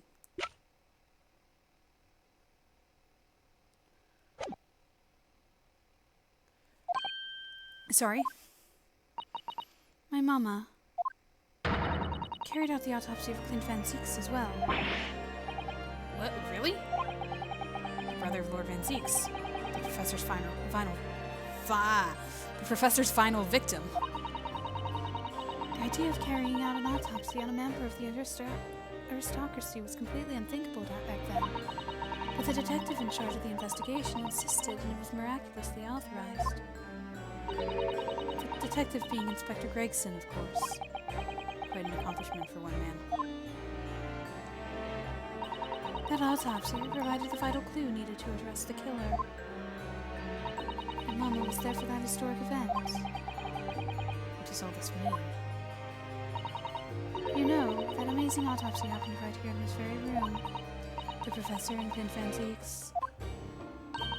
They both spent their final moments before their burial on the dissection table over there. So this lab, Mama's lab, was instrumental in some of the country's most important events. She really is proud of her mother. I wonder if you'll tell us more about exactly what happened back then, Dr. Rory?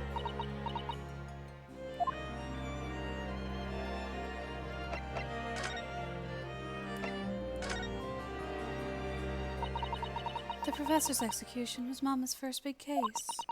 She had to be in attendance at Barclay Prison's execution chamber and signed the certificate to confirm the convict's death. Mama is the best coroner in the world, you know. I was so proud of her. But the execution didn't actually take place. No. And worse still, Mama actually helped with the jailbreak. I didn't want to know. Oh dear. You found out recently, you mean? I believed in her, in Mama, but now I wonder if I'm starting down the same path as her. You mean because you omitted the time of death in this autopsy report? But that's because Lord Strongheart forbade you from including it. Just like Mama. I'm sure she was coerced by somebody too. Yes, that's my feeling as well. There's no doubt that there were powerful forces at play 10 years ago. The execution couldn't have been staged without a lot of people at the prison knowing about it. Obviously, the prison governor might have been in on it as well. The big man with the little handcuffs? According to what he told us, he was tricked by the chief warder. He says he knew nothing about it. Of course he said that. I'd say the same thing. Just who was behind the jailbreak all those years ago.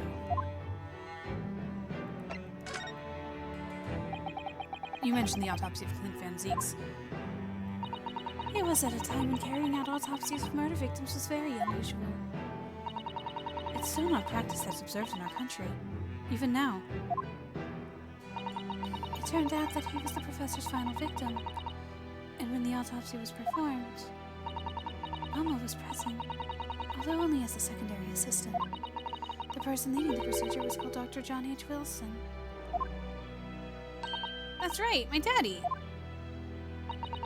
And there was one other person present, the primary assistant. He was a visiting student from the Far East. Wait, a visiting student? It must have been my father, Eugene Mikotoba. I had no idea Professor Mikotoba had been involved in something so important.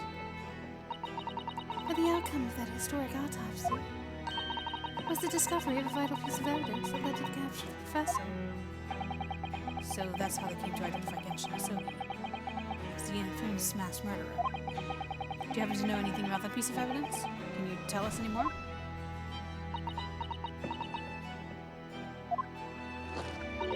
Would you like to see the records for yourself?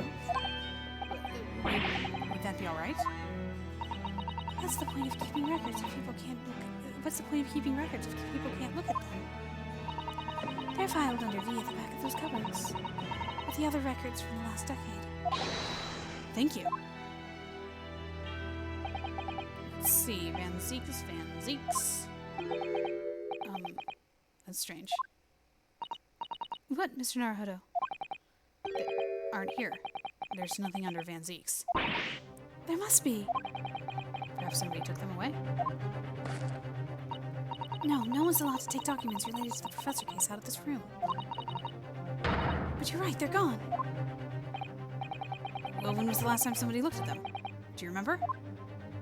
It was... Oh yes, I remember now. It was 2 years ago. A consulting detective came one day, saying that he'd like to see the records. Sholmes? No, you don't mean... Alex Sholmes was his name. Deep down, I knew that was coming.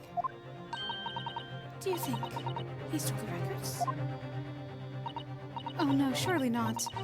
Iris, that can't be right, can it?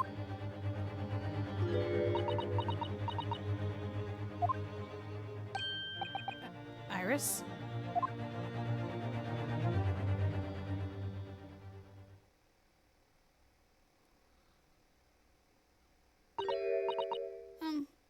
Runo? I hope you don't mind, but... What is it, Iris? I just remembered something very important I have to do. I'm going to have to leave you now. Oh, that's very sudden, Iris. Oh, well, we'll come with you then. Oh, no, there's no need. You and Runo can take your time here. Bye for now, then. Good luck! That's suspicious. Wait a minute, little girl. Me? I remember now. You've been here before, haven't you? Have you, Iris? Yes, 2 years ago, when the detective came. You were with him, weren't you? You were a living specimen then, too. That's the way it usually works, yes. Was I? I really don't remember. Anyway, sorry, but I must dash. Wait, Iris.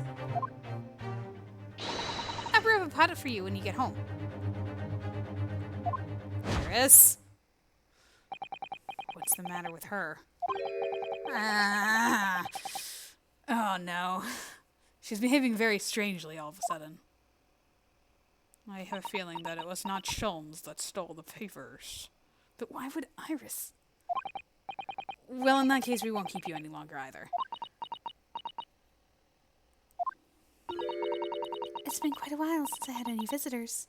This was really fun. But next time you come, I'd prefer if you were ready for dissection. Look at her eyes sparkling.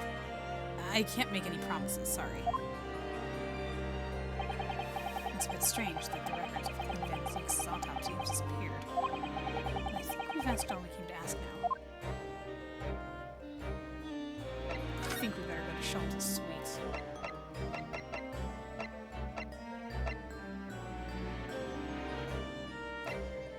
But she's not doing her usual clue in.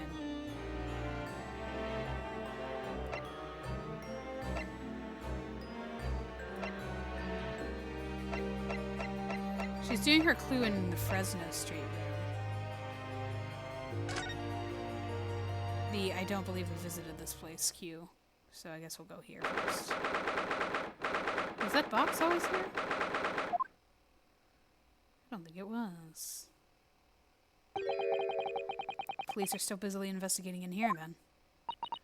But Gina's nowhere to be seen. Where is she? Yes, it has been blissfully quiet, hasn't it? Perhaps she's out investigating on her own, practicing what her boss taught her. Well, I expect she'll be back before too long. Shall we wait? Actually, there's something different about this room since the last time we were here, isn't there? We could always use the time to investigate more thoroughly. Okay, we're gonna investigate this box. It's not there before. This little trunk wasn't here before, was it? Oh, it appears to be made of metal. It must be very heavy. I wonder to whom it belongs.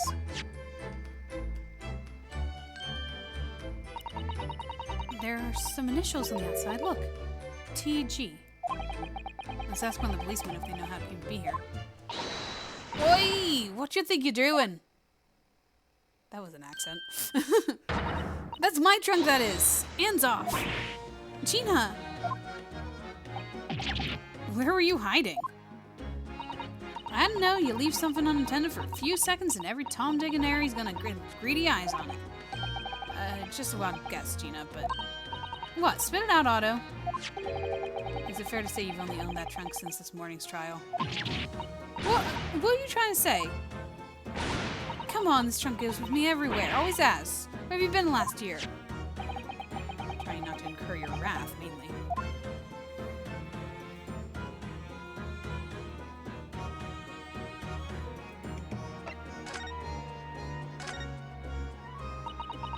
You should hear him talking in the yard now. They should be ashamed of themselves. They're saying it was the boss who killed all them bludgers. You mean the whole Reaper thing? Yeah. Apparently the boss was investigating stuff no one else in the yard knew nothing about. Stuff to do with all them criminals what goes out scot-free. Yeah, the ones prosecuted by Lord Van Zieks who used bribery and corruption to evade conviction. Well, then obviously, it was that Bloomin' Reaper giving the orders, weren't it? But why would people be suspecting Inspector Gregson of being involved in the killings? There was a notebook hidden in his office. Oh no, this doesn't sound good. Yep, add details about all the crimes that have been pegged as Reaper's work. What? No, did you see it, Gina? Did you see that notebook? They won't let me. They wouldn't flaming let me, because I'm just an apprentice, apparently. But it was me who found it, and he was my boss. That's right. I was pretty miffed about it, so I sneaked a peek at what it said anyway. Oh, that's our Gina. And so you managed to see what was written in Gregson's secret notebook anyway, did you? The way I see it, it's my right to read what he's wrote. And what had he written, Gina? Dates, times, places, names, an whole long list of them. All details about the bludger supposed to have been done in by the Reaper. But there could be an explanation for that. Perhaps it was a record of the Inspector's investigations into the Reaper's activities. Exactly! That's what I said! That's the first thing you'd think, right? As it happens, it was full of names I recognized anyway. Well, the Reaper's targets were almost exclusively known leaders of London's criminal underworld. Well, yeah, but there was one name right at the end that was a bit odd. At the end of the list, you mean? I'm pretty sure the date against it was 31st of October? Oh, the day before the Inspector was found dead. So, what was the odd name? It wasn't like a name I ever seen before. It was something like, Nah, it's no good. I can't remember it. I don't think it was an English name. Put it that way. Oh dear. What a pity. It was something else too. I don't know if it matters, but the same name kept coming up over and over. Shin, it was. I don't suppose it means anything, but...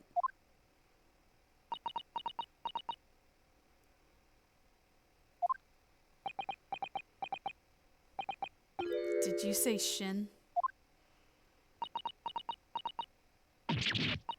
What? It does mean something?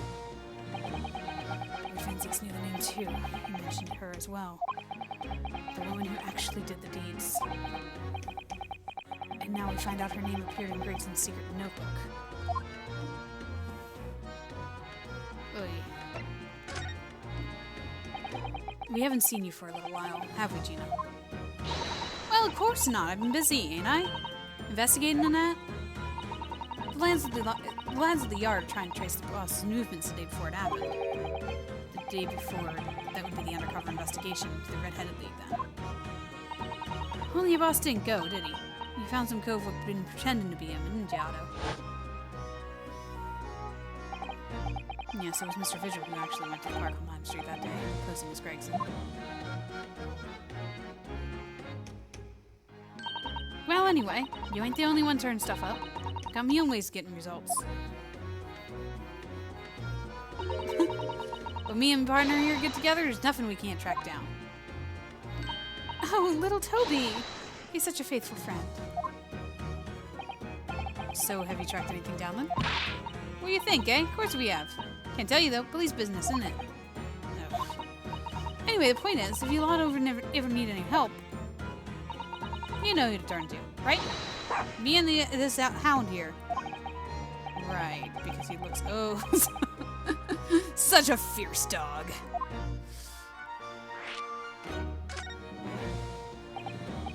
Gina, about your hound there.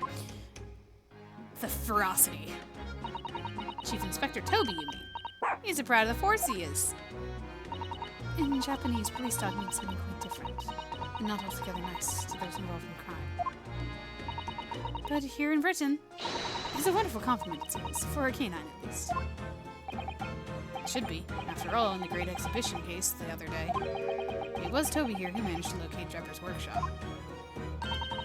Maybe it's time for another demonstration of what the super dog can do, eh? Do we have something the Chief Inspector could catch us a scent of, I wonder?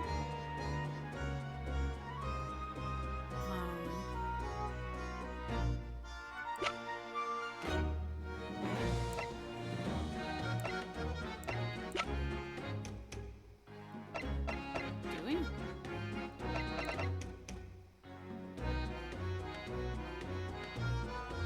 Maybe you can figure out who this belonged to. But Van Zeek's picked it up, so...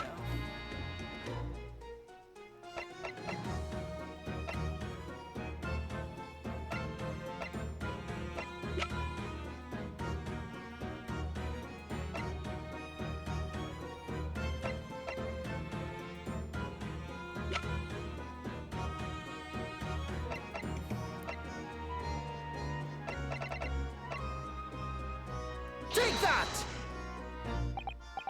Well, Chief Inspector Toby, if you wouldn't mind having a sniff of this.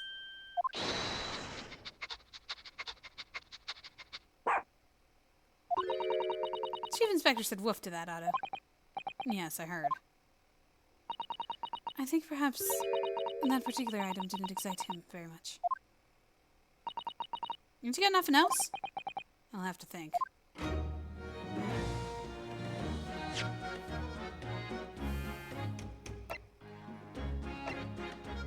There's someone I need to find.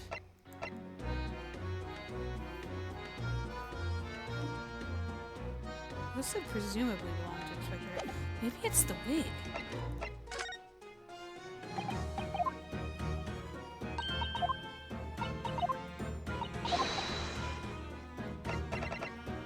Take that! Because he was wearing the wig when he came in here.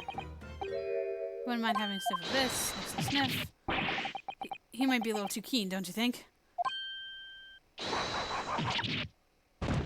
Jeez. The Chief Inspector made short work of Gina there. Look what he's gone to. Oh my, the trunk clearly still has a very strong scent of Inspector Gregson. In other words, it must have belonged to him. I mean, it was obvious with the initials. Oh, all right, it's fair cop, I suppose. And you nearly get away with it, too. You always talk so proudly of Chief Inspector Toby's nose and what it can achieve. Did it not cross your mind that he might identify something that was right next to us? Yeah, that was a bit of bloomer, weren't it? That's enough now then, Gina.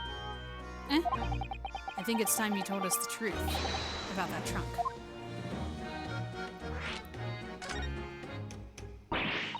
It weren't like that. It just weren't. What are you talking about? I know what's going through that head of yours, but it ain't what happened. Alright then. What did happen? Well, like I said before, we were trying to trace the boss's spoon miss. So I had Toby here have a whiff of the boss's overcoat. And as soon as I done that, he went off like a shot. Straight to that sandwich. To a sandwich? Not to a bag of chips? Mr. Naruhodo, I believe Gina means the witness. Oh, I forgot about that sandwich. Yeah, he had him in between them wooden boards of his. The boss's trunk. You mean when they heard the sound like a gunshot and all piled in here? Exactly! He nabbed it from the scene! Goodness. So they all stole something. Well, minus Gossip, because he was there to meet the inspector and he was like his own guy. But the girl stole the watch and he stabbed the trunk. Or he stole the trunk. What the heck? Me and the chief inspector gave the sandwich a good grilling. And you know what he said? I found it might fetch a good price. And the chap wouldn't have been needing it anymore, so what's all I did? Nothing more, nothing less. But you had him believe the cheek of it, eh? Stealing dead boss's stuff to flog. So Miss Venus wasn't the only one who meddled with the scene of the crime, then. How could they? So anyway, that's how it happened. And it's a pretty decent trunk, so I figured I might as well make use of it. Is there something wrong with that, huh? Well, is there anything inside of it? Maybe you and Mr. Sandwich should try to find the answer to that question together. What was in the trunk? What is it? I think perhaps the trunk should be turned over at the police, don't you? What are you on about? I am the police! Gina, if you wouldn't mind, could we maybe examine it? Yeah, alright then. Do what you want with it. Thank you. We shall make a detailed record of our examination of the evidence.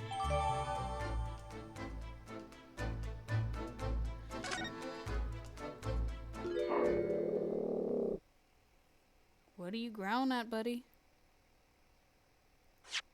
I do want to look at the trunk first, though. I am curious, but I'm more curious about it. Whoa!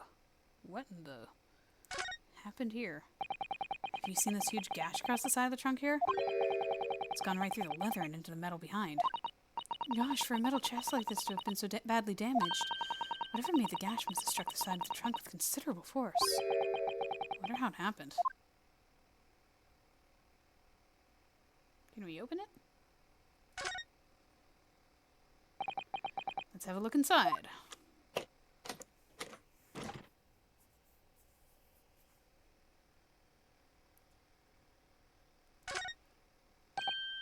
Look, there's something inside. Oh, let's see. It appears to be a passport, authorizing him to travel overseas. Was Inspector Gregson about to go on a trip abroad, then? Perhaps the date of departure might tell us something. It was... Oh, what is it? It was for travel from the 31st of October, just one day before the incident. Really?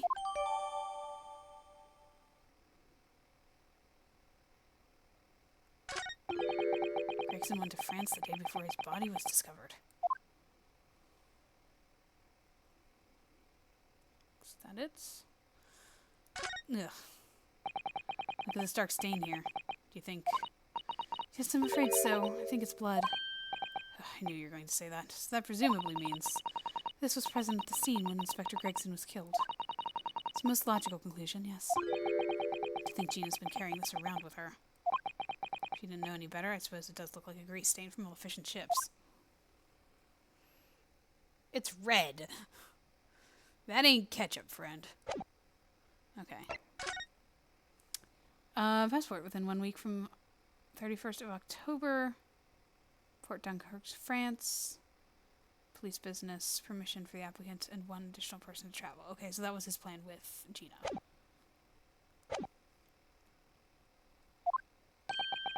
What's the matter with Toby? Why is he acting so aggressively toward me all of a sudden? Mr. Naruto, be careful. It must be the trunk. Ah!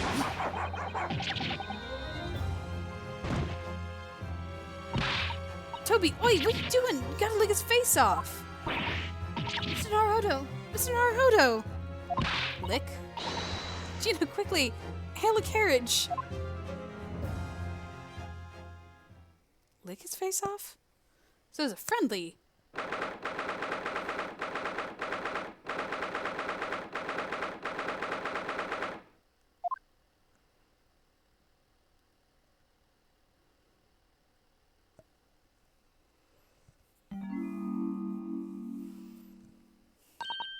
Oh, Mr. Naruto, are you alright?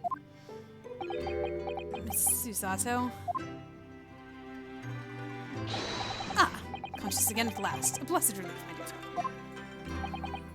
After all, to drop dead after a moderate licking by a small terrier, most unseemly. What is or isn't seemly is irrelevant here, Mr. Sholmes.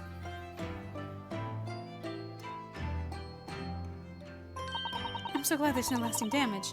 How are you feeling? I'm fine, thank you. Did you bring me back here? What's this on my head? A bandage? Sadly, we had no choice. So that's a compressive sugar water. Sugar water? Don't worry, Mr. Naruto. It's a first aid treatment that my father taught me. Thank you. So, let us take tea when you're feeling up to it. But of course, no sugar in patient's cup.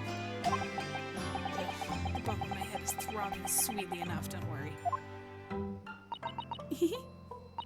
Whenever you feel ready, then.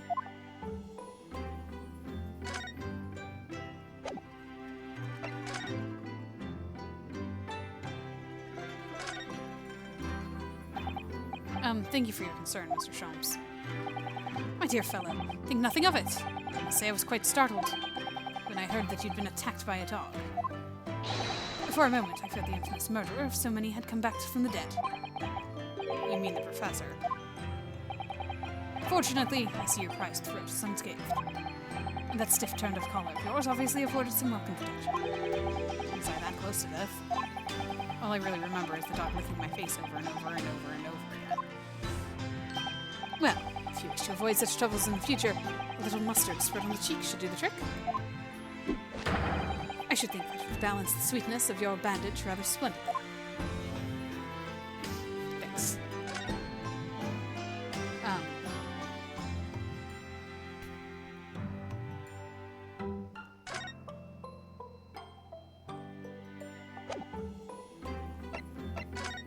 Shall we to tea, then?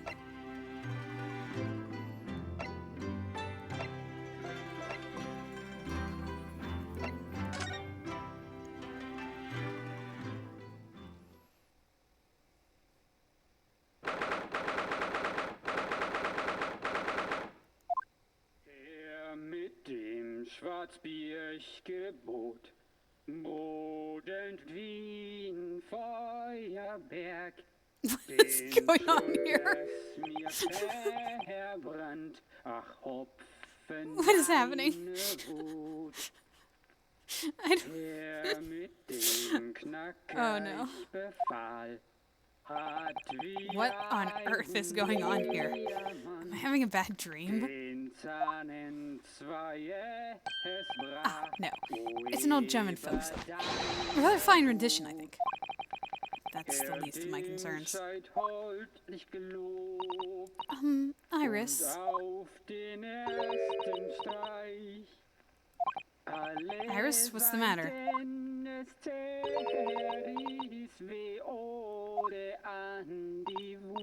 Who's that sprawling, that relaxed gentleman over there?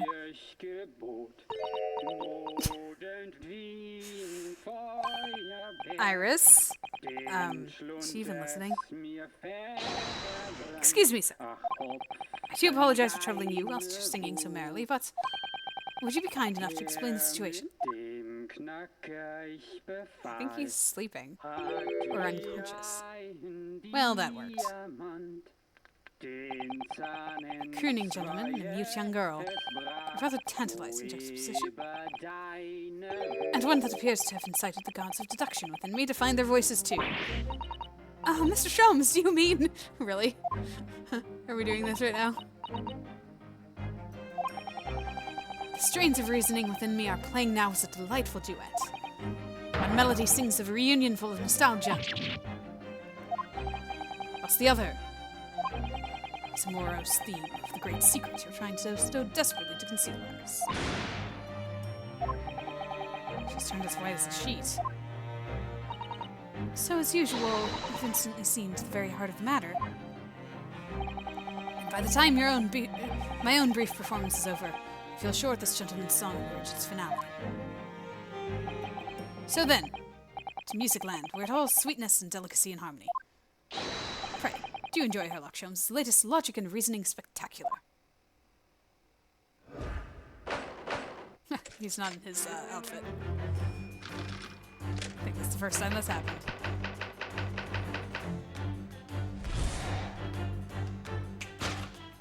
Firstly, consider the gentleman's nationality. Clearly he's German with no grasp of the English language. As evidenced by the Germanic song he sings and his apparent inability to understand when asked to desist. So, why is the man here at all and in such apparently high spirits? The answer, of course, Iris, is clearly known to you. Indeed, we need only follow the gaze of those bright young eyes to unravel that particular part of this mystery. The reason for the man's mildly irritating romping is revealed by the herbal tea. You obviously offered our German guest a cup of your latest herbal blend. The tea's delectable flavor has made the man's spirits sour, and resulted in the joyful ditty tumbling incessantly from his lips. I eagerly await sampling the flavor of myself, that I may join the fellow in his state of elation. Now, to the next question. Who exactly is this gentleman availing himself so thoroughly in the cité?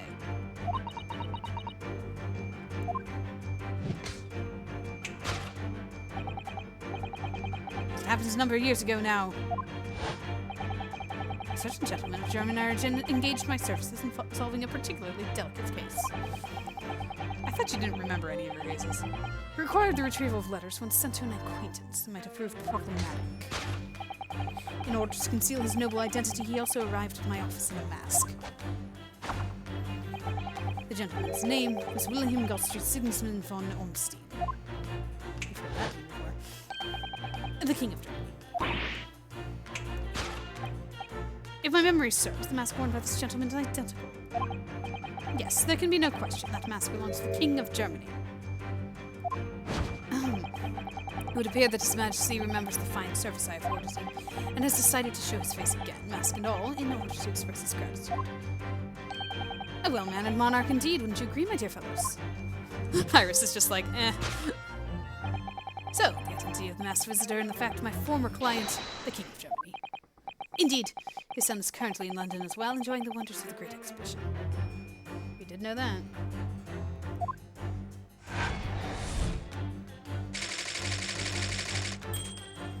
Whatever you say there, buddy. Whatever you say.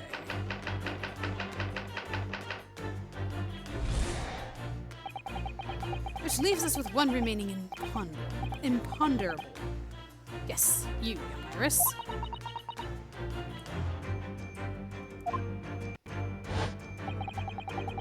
But your apparently inexplicable silence is unable to hide the truth. Yes, the reason for your muteness is concealed inside that knapsack. A £5 note, I believe, I must say. As your compatriot, I am deeply saddened. It would appear that you allowed yourself to be bribed into silence by His Royal Highness. Earning yourself some spending money in exchange for keeping quiet about the King's secrets. Wait, does she have something in her mouth? Is that what she's doing? And now the final piece of the puzzle. What is the secret you strive to hide within your silence, Iris? Ah, yes, we need only follow that brief involuntary twitch of your eyes to find the answer. We were Did that used to... Is that broken off the teacup? We were attempting to abscond with that coffee cup. My favorite coffee cup intact. Or should I say, the handle of my favorite cup.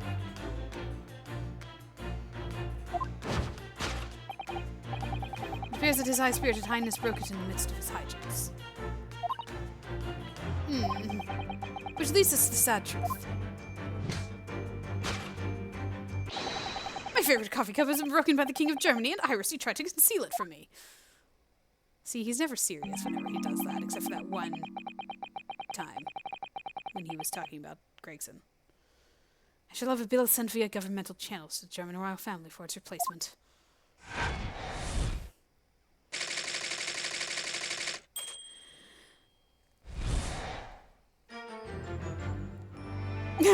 Thus concludes Sherlock Holmes' great deduction of this painful puzzle. Er mit dem Schwarzbiergebot. Brot entwien Feuerberg. Their silence as well. The fellow's jovial warbling rather rings the ears, does it not? Ha. Mr. Sholmes, I must say something does rather trouble me. Pray, Mr. Sato, do tell. His Royal Highness doesn't appear to have moved a muscle since we arrived. Ah. And you haven't said a word either, Iris. If Mr. Sholmes has it all right, you may as well own up to it now. What is in her mouth? Your reasoning isn't entirely without substance, I must admit. And one other thing, Mr. Sholmes. Yet another grievance, Mr. Naruto. Surely not. Well, I actually read the story of the case recently. The one you were just describing. And according to that, at least, it wasn't the King of Germany. It was the King of Bohemia. Oh yeah, that's right. He was the Prince of Bohemia. Goodness, was it? See, he doesn't remember his cases. Is this quite true? Master Gotz, the prince, testified to that in court. In his words, I have come to see the great exhibition all the way from my home in Bohemia.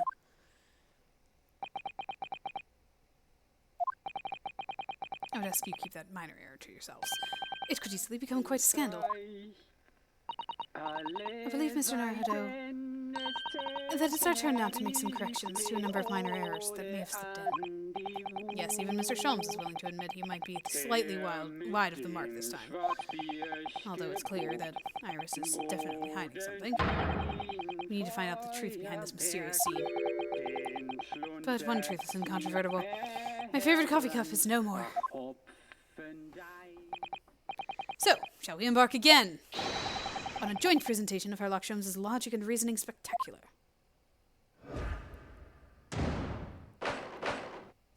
Hold it, Mr. Sholmes. Hold it, Mr. Sholmes.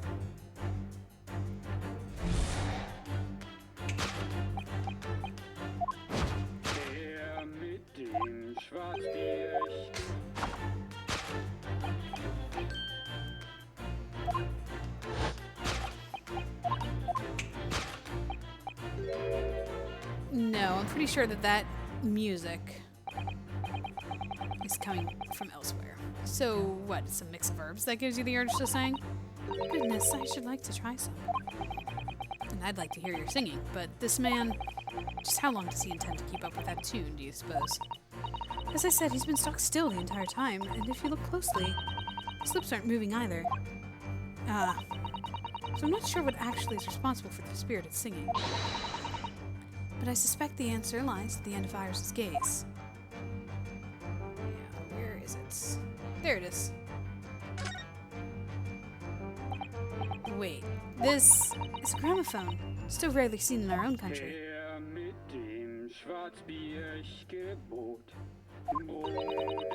The sound certainly appears to be coming from the horn. But machine singing, that can't be right. Science and technology are changing the world rapidly, Mr. Naruto. What's right is changing too. It's too much for my brain. Well, at least we found our answer. Take that!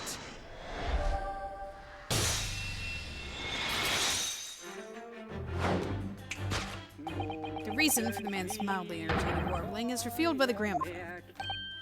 Indeed, for no well-bred gentleman would break into an obscure folk song when making social call. In other words, this gentleman isn't singing at all. In fact, it would appear that the fellow is unconscious.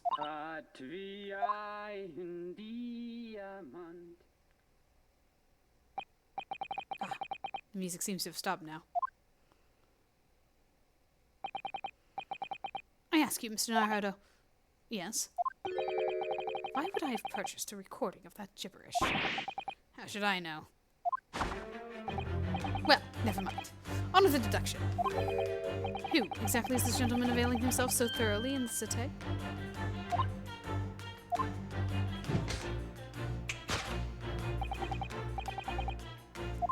He's still convinced it's the German king.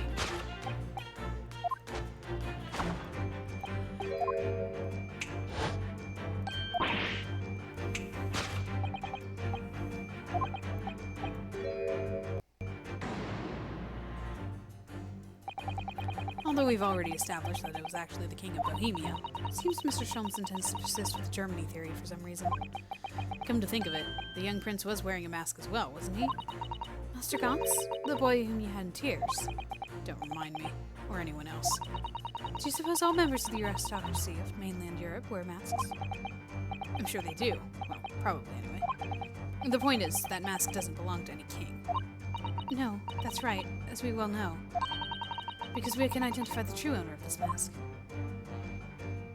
Ah, right, yes. Let's do that. Wow, this is a lot of people we have. Wait, where? Hold on. Did I not? Oh, there he is. I was like, where did he go? Take that!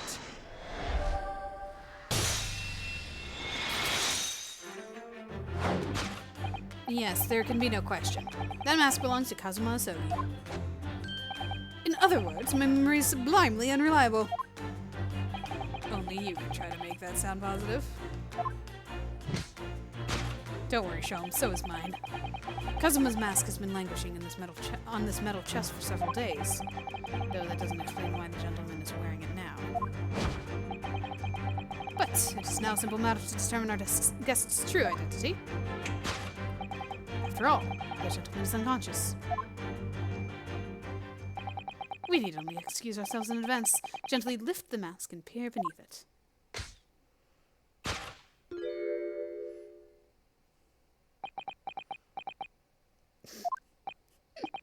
I don't believe it.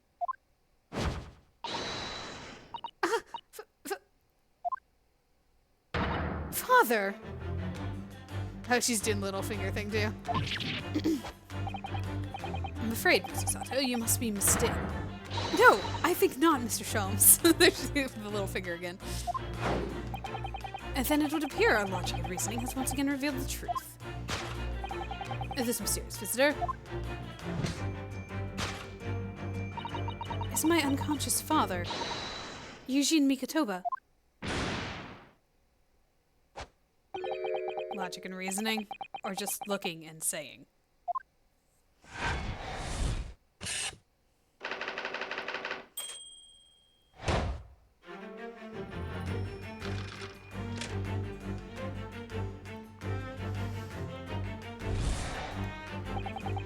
Which leaves us with one remaining imponderable.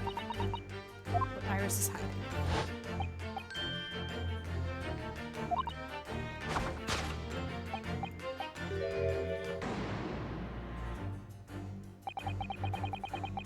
So that's a 5-pound note poking out from Iris' knapsack, is it? Oh dear, I can't be sure. Most money that we encounter is in coin form. I know, I'm not even sure if we've seen any banknotes here in Britain at all, have we? But anyway, Father would never have paid money for Iris' silence. He certainly seems like the silent type himself, though, judging by his present state. There must be some other reason for Iris' silence, I suppose. Perhaps what Iris is trying so hard not to give away with her eyes is something entirely different.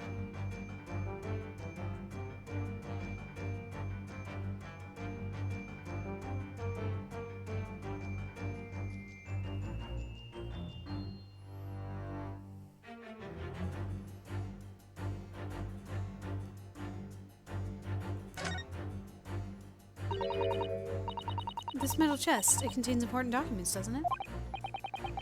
Yes, details of all the cases Mr. Sholmes had worked on over the years. Written up by Iris' father, if I'm remembering correctly. Iris insists that this chest is kept locked at all times. She's never once shown me inside. Well, its contents are invaluable to her, I suppose, and entirely irreplaceable. But look at it now. The catch is unlocked for once. So it is. It's hard to ignore. Very. I've never seen that chest unlocked before, in all the time we've been staying here at Baker Street. Take that!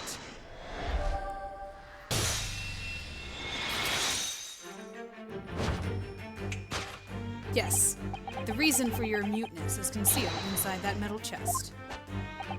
An excellent observation, for upon closer inspection, there's something different about the chest's appearance. It's kept locked at all times, yet now, the catch is open. Evidently, this is something to do with your refusal to speak, Iris.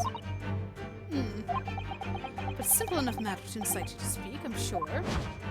I merely need to open this chest.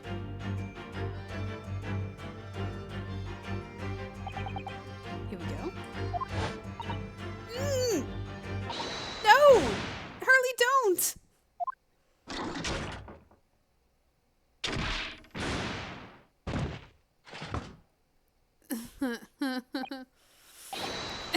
Mr. Sholmes! Hurley! I see. I think we see what has happened there. It's like the same position. He's dead. Never! Oh, Hurley. I told you not to open it. Ah. So you found your voice now, Iris. Ah. In other words, what just happened clearly reveals the truth here. Yes, the real reason for your silence until now. This is somewhat different to the usual dance of deduction you perform with Mr. Sholmes, isn't it? Well, he's left me alone on the ballroom floor, so I'm going to have a dance at this next part solo. And anyway, I need to get to the bottom of this, for my own peace of mind. Now then, Iris isn't usually the silent type, so... You mean you don't actually know the answer yet, despite that knowing that point of the finger before? Despite that knowing point... Oh, despite that knowing point of the finger before. Mrs. Suffer. Sometimes a man needs to point his finger first and think later.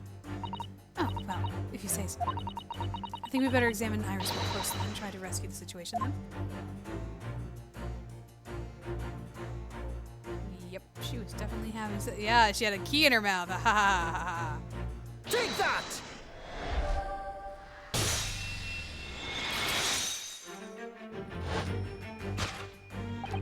Yes, the real reason for your silence until now is that key behind your back. When Mr. Sholmes was thrown into the air before...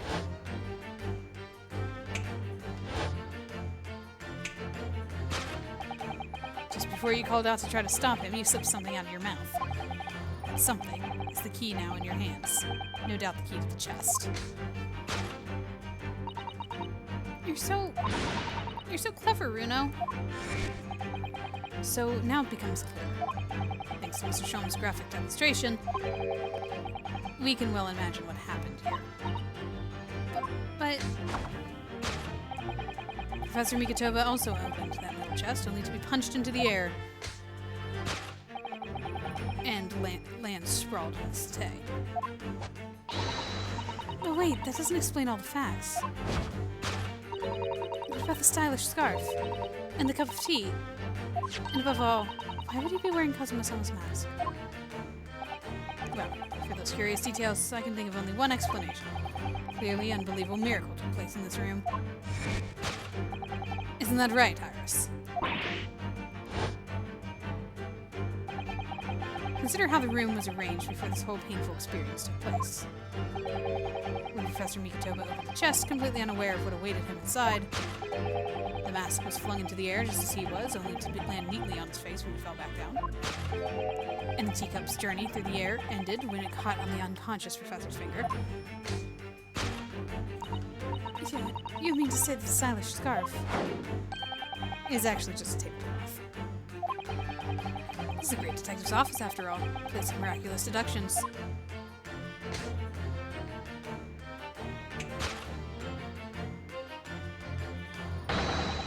Would you expect anything less?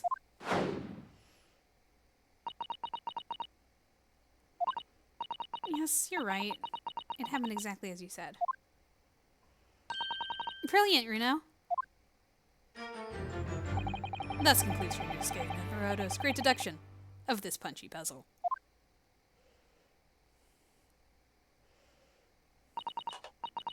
So then why don't I make a fresh pot of tea for us all? Objection! An admirable performance, Mr. Naruhodo. But in the final act of the show there, you rather missed everything of importance. Mr. Sholmes, if you would cast your mind back to my earlier deduction. Iris, clearly you're hiding a great secret. She is, from the look on her face. Mr. Sholmes must be right. Whatever is that great secret, the cat isn't out of the bag yet. Look at her. That face towards her. The eyebrows. Okay, sorry. So, I put it to you again. You are attempting to abscond with a coffee cup. It really is a shame about Mr. Sholmes' cup. It must have been smashed when Professor Mikotoba opened the chest. Oh dear, so many things seem to have been broken here. But now that the deduction has taken a different direction, Iris doesn't seem to be trying to hide the broken cup anymore. In other words, her great secret is something else. Let's put our observational skills to work here one final time, then. What is that paper in the knapsack? Surely this time, at last, the knapsack is going to be the answer. I'm really not sure why you're so intent on showing Iris's bag to be complicit in these events. Because it's a sizable bag, big enough to carry things around, Mr. Naruhodo. That's what bags are for. So the knapsack might never see the limelight, you mean? I really wouldn't like to say. Oh, I was after the papers, not the knapsack. Okay. Guess not.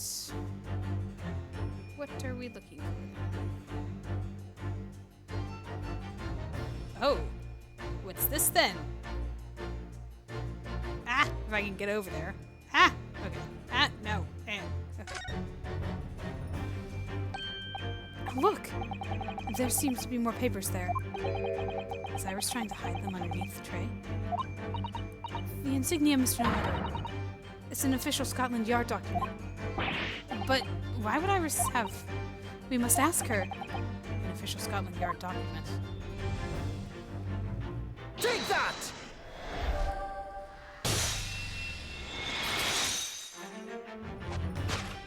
You were attempting to abscond with that case file.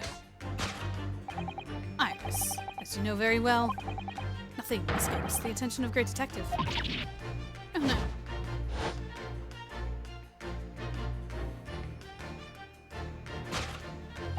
We visited Scotland Yard's autopsy laboratory earlier today. And Dr. Gorey informed us that the autopsy report of Clint Van Zieks had gone missing. Clint Van Zieks. Yes, I do seem to recall that some years ago I asked to see the report in question. You were with me, weren't you, Iris?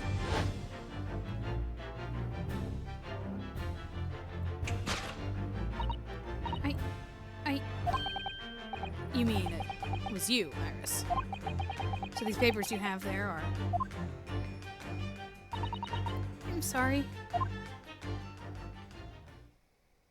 Forgive me!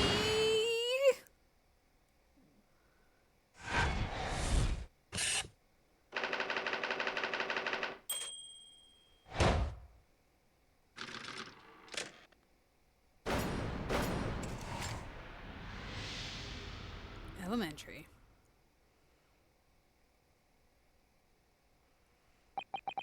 In truth, I would like to have thought I could have predicted the booby trap test. But it caught me completely off guard. I was very nearly in the late consulting Detective Verloc Sholmes. I'm sorry, Hurley. So you mean this autopsy report really is... Yes, I took it from the lab, even though I knew it was very important. Was there something in it that troubled you, Iris? Not exactly something that troubled me. Something I'd been looking for. When I saw this report, when I saw the writing in it, I knew it was Daddy's. The writing? Your father's writing. What do you really mean?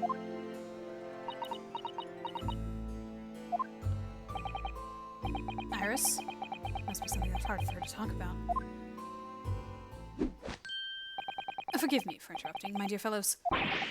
Mr. Sholmes, what is it?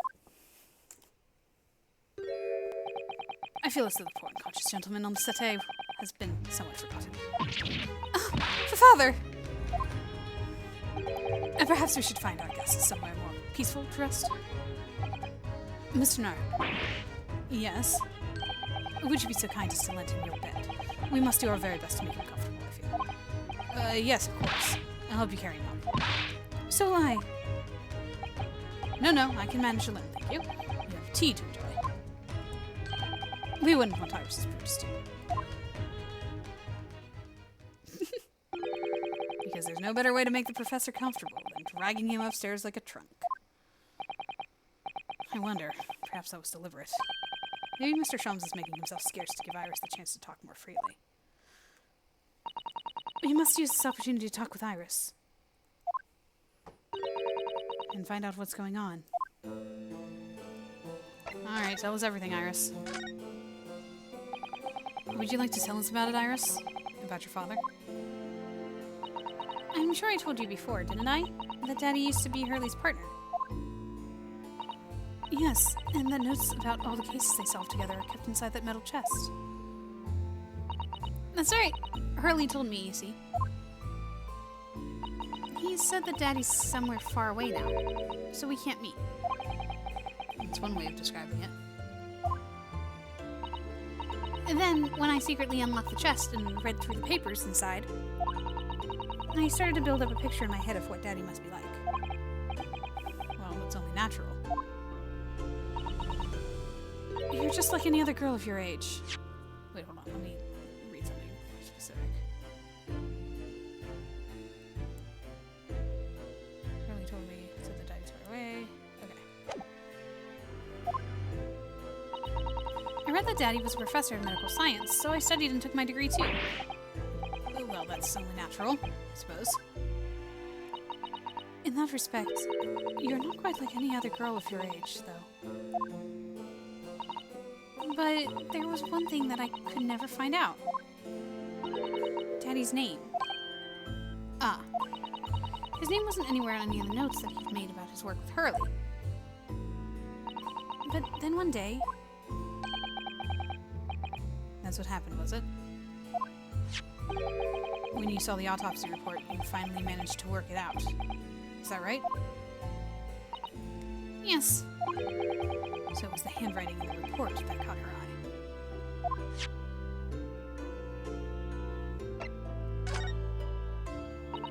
When I saw the writing on that report, I could hardly believe it. I know that handwriting, I thought to myself. Because it was the same as the writing you'd seen on your father's case notes. Exactly. I was desperate to compare the two properly. I needed to see them side by side. I asked the doctor in the laboratory, but I was told I couldn't take the report away. Even worse, I was told that it was the first and last time we'd be allowed even to look at it there. So you decided to seal it. When I compared the autopsy report with the case notes I had here, there was no doubt. The handwriting was exactly the same. It was Daddy's. And the signature of the coroner at the bottom of the autopsy report read Dr. John H. Wilson. So that's how I finally found out. I learned Daddy's name, at last. I see. Ever since then, I've called myself Iris Wilson. And it's also when I had the brilliant idea of writing stories all about Daddy's exciting times with Hurley. I decided there and then I'd write the adventures of Herlock Sholmes. Oh, Iris, I had no idea the stories had quite such a deep personal significance for you. I can see why the autopsy report was so important to her now. And why she was prepared to break the law to get her hands on it. She is just a kid, after all. And back then she would have been, what, 8? I must apologize, Iris.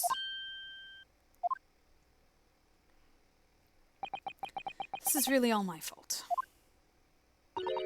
Hurley? I made a promise, you see, that until the time was right, I need to keep the details about your father a secret. I know. I've been very naughty. I'll take the autopsy report back to Dr. Gorey and apologize, I promise. Yes. We'll go together, I think. Then, let me look after it for you until we get there. Okay, this is my time, my chance to look at it.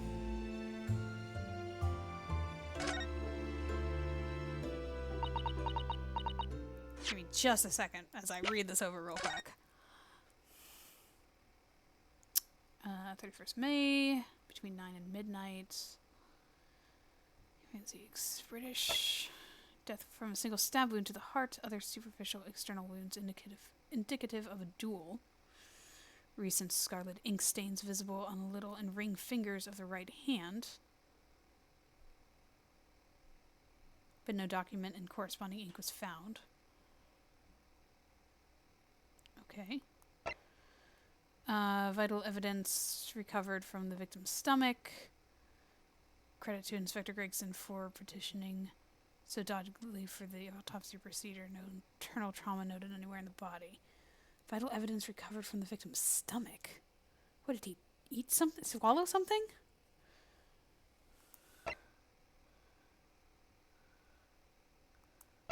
That's crazy. Like, why would he have swallowed something if the autopsy is not a normal thing? I must go and water my herbs, I think. I'll see you all later.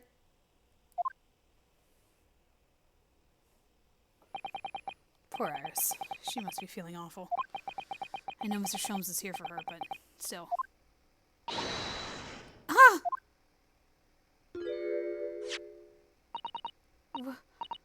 How? What's the meaning of this, Mr. Sholmes? Mr. Sholmes? Oh, dear me. So, you've noticed, I see.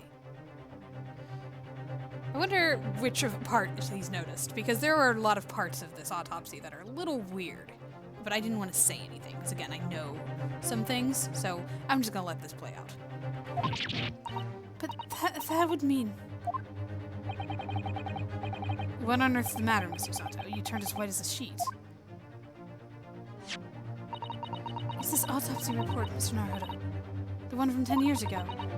The writing. Oh, right. Sorry. I didn't even think of that part. So sorry. I was thinking of it as Iris was talking about the writing, the handwriting, and I was like, oh, huh, interesting. I wonder how this is going to play out. I didn't even consider for the fact that Susato would know. So sorry. But again, it wouldn't be something that you would know just watching it. It's something that I know. So let's just let this play out. It isn't Dr. Wilson's at all. Huh? What do you mean? How could you possibly know that? Because I know this writing very well. This writing is my father's. What? Professor Mikotoba's? Indeed. It's true. And now you know. My dear fellows. No, I don't know anything. What on earth does all this mean, Mr. Sholmes? Because the idea that's slowly forming in my mind is just too extraordinary to believe. Please, you have to explain.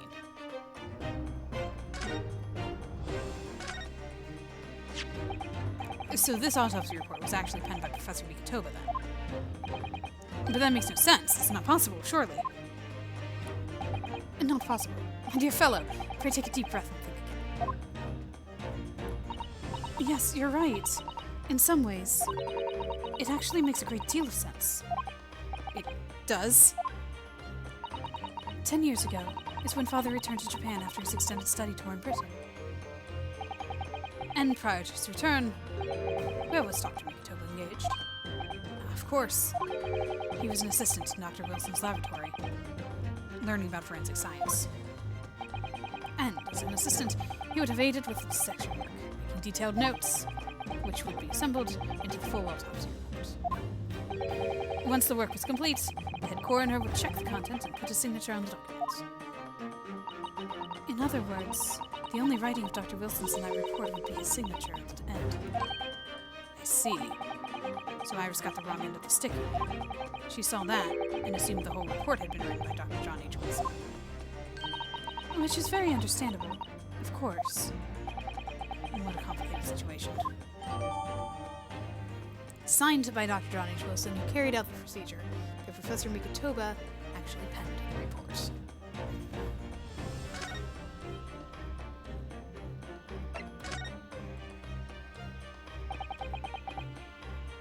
Thinking about it, most of what we know about you, Mr. Sholmes, comes from the published stories of your exploits.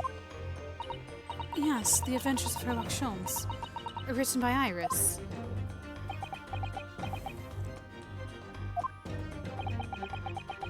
And we really have no way of knowing what's fact and what's fiction.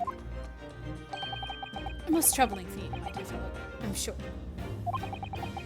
So what about the supposed partner of yours? Did he really exist or not? Ha! You've come straight to the point, I see. And please come straight to the answer. I believe Iris explained in one of her installments. He was a trusted comrade, and the only person I could truly have called a friend. And did this partner of yours truly make a record of all your cases? Are his notes really stored inside that metal chest? Absolutely, my dear madam. Absolutely. So, where's your partner now? Well, we're really mates. You see, he lives on the other side of the world.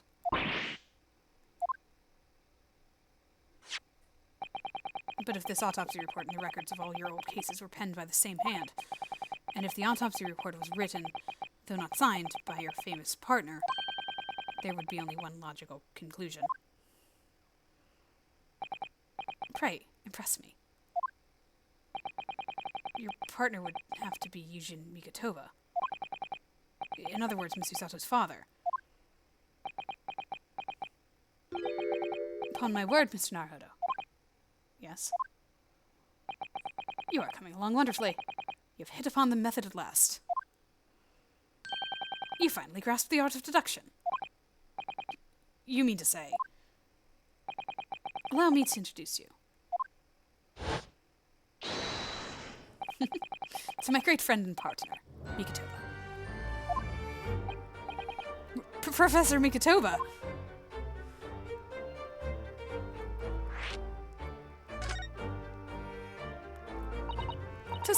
Does this mean that you're the real Dr. Wilson? No, my dear. I'm still my old self, Eugene Mikotoba. Your father. Oh, of course. This is obviously too much for Susato-san to take in. I must say, though, how my old friend has attained worldwide celebrity as a great mystery solver is the greatest mystery of all. I still remember the first time we met. Pray remind me, when was it again, Mikotoba? 16 years ago, Sholmes. Ah, yes, quite. 16 years ago. How old is Sholmes? I thought he was like 33. Yeah, what? He's really rather quite young. All things considered.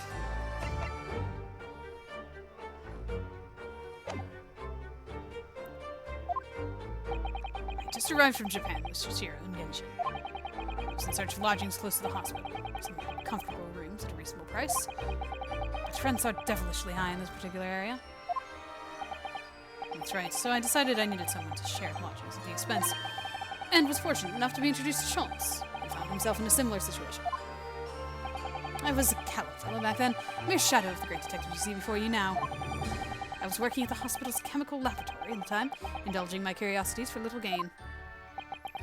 And the situation of our cohabitation led us to pursuing cases together, you see. Hard to believe. It was a mere 6 years. We had a great many adventures. But in the last year of Mikotoba's stay in Britain, that most infamous of cases presented itself. The case in which you become rather familiar yourselves. The Professor killings. Sorry, I'm getting confused of who's talking because they're both moving again. After the trial, Shichiro and I were summoned back home. hardly surprising given the circumstances. So there you have it. And as you know, all the details recorded by my trusty chronicler remain in that metal chest. This is just amazing. Professor Mikotoba really is Mr. Sholmes' famous partner.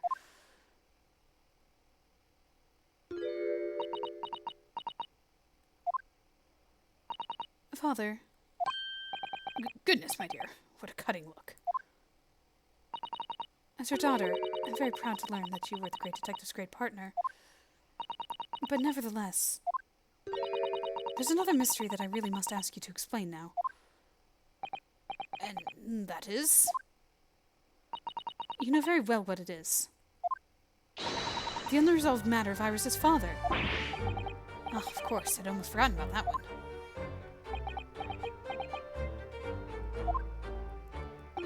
I should have seen this coming, I suppose.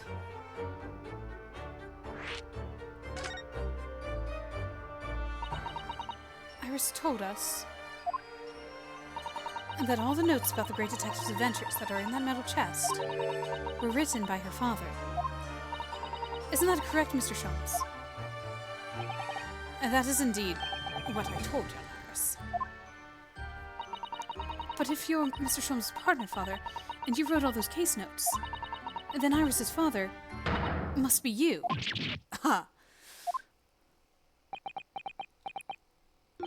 Upon my word, Mrs. Sato. You are coming along wonderfully as well. You too have hit upon a method at last. You finally grasped the art of deduction. What? What you've always told me, Father, is that my mother died when I was born 16 years ago. And you left me in grandmother's care whilst you embarked on your study tour to Britain. And I've always accepted that. But all this about Iris... Oh, there it is, Susato-san's ice-cold stare. No, now hold on a minute. It was very complicated. I mean, it's really not what you think. Then perhaps you'd like to explain exactly what it is. There it is, now the eyes go from ice-cold to red-hot. Just before she... No, really, you've got the wrong end of the stick. Sholmes, say something, man. I think Sholmes is enjoying this too much. She's gonna flip him onto the satay again. Oh, hey, he's dressed up. It's quite enough, my fiery fellows. Mr. Sholmes, why did he get dressed up? Whilst I don't like to interrupt this exciting exploration of the past, Mikotoba and I have an urgent matter that requires short exertion. But it's very late, Mr. Sholmes. Where must you go? Why, my dear madam, it's not obvious. My partner and I must pursue our natural enemies. Mysteries? So get your coat, Mikotoba. Game is afoot. But Sholmes, I really must give Susato a full explanation, I think. Later, my dear fellow, later. Our carriage awaits downstairs already. You haven't changed one iota, have you? I mean, really. I visit our home after 10 long years. When I open that chest in a fit of nostalgia, I quite inexplicably pass out. And as if that wasn't enough, when I eventually regain consciousness, I'm plunged straight into all this. Father, please, go with Mr. Sholmes now. Well, I've no doubt that whatever happened, you were acting in everybody's best interest. I trust you, completely. Susato. And sending the great detective and his great partner off on renewed adventures together is more than I could have hoped for in my wildest dreams. Very well, then. We'll speak again later. So, I believe your own work's done for the day. Wish you the best of luck tomorrow. Yes, Naruto. Good luck in battle. And in reaching a decision. A decision? Not whether to go back to Japan, I suppose. So much happened that day that I barely knew what to do with myself. It would only be later that I'd come to realize how amidst the chaos I'd unleashed were all the clues I needed to finally unearth the truth, and that all the turmoil was necessary to give me the resolve to see everything through.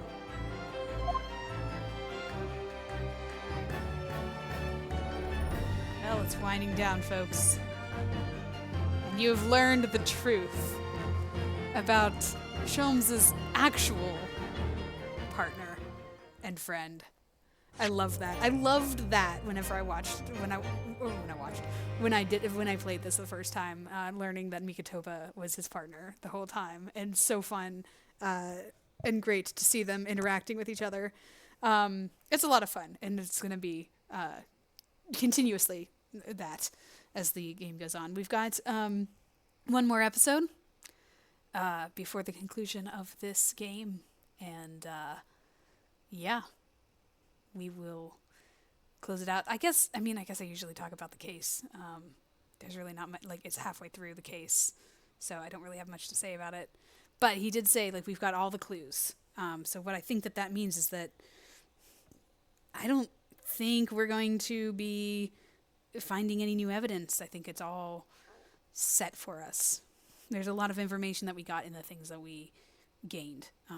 As I was flipping through the autopsy, things that I recognized and realized as odd, that I might just know because of me knowing the storyline, but also that is evidenced and something that you can see right now, even though you don't know the story, presuming you don't know the story, things that were a little interesting. But yeah, all that being said, we will continue into the last case of the game next time and conclude the overarching story of the Great Ace Attorney Chronicles. So, until next time.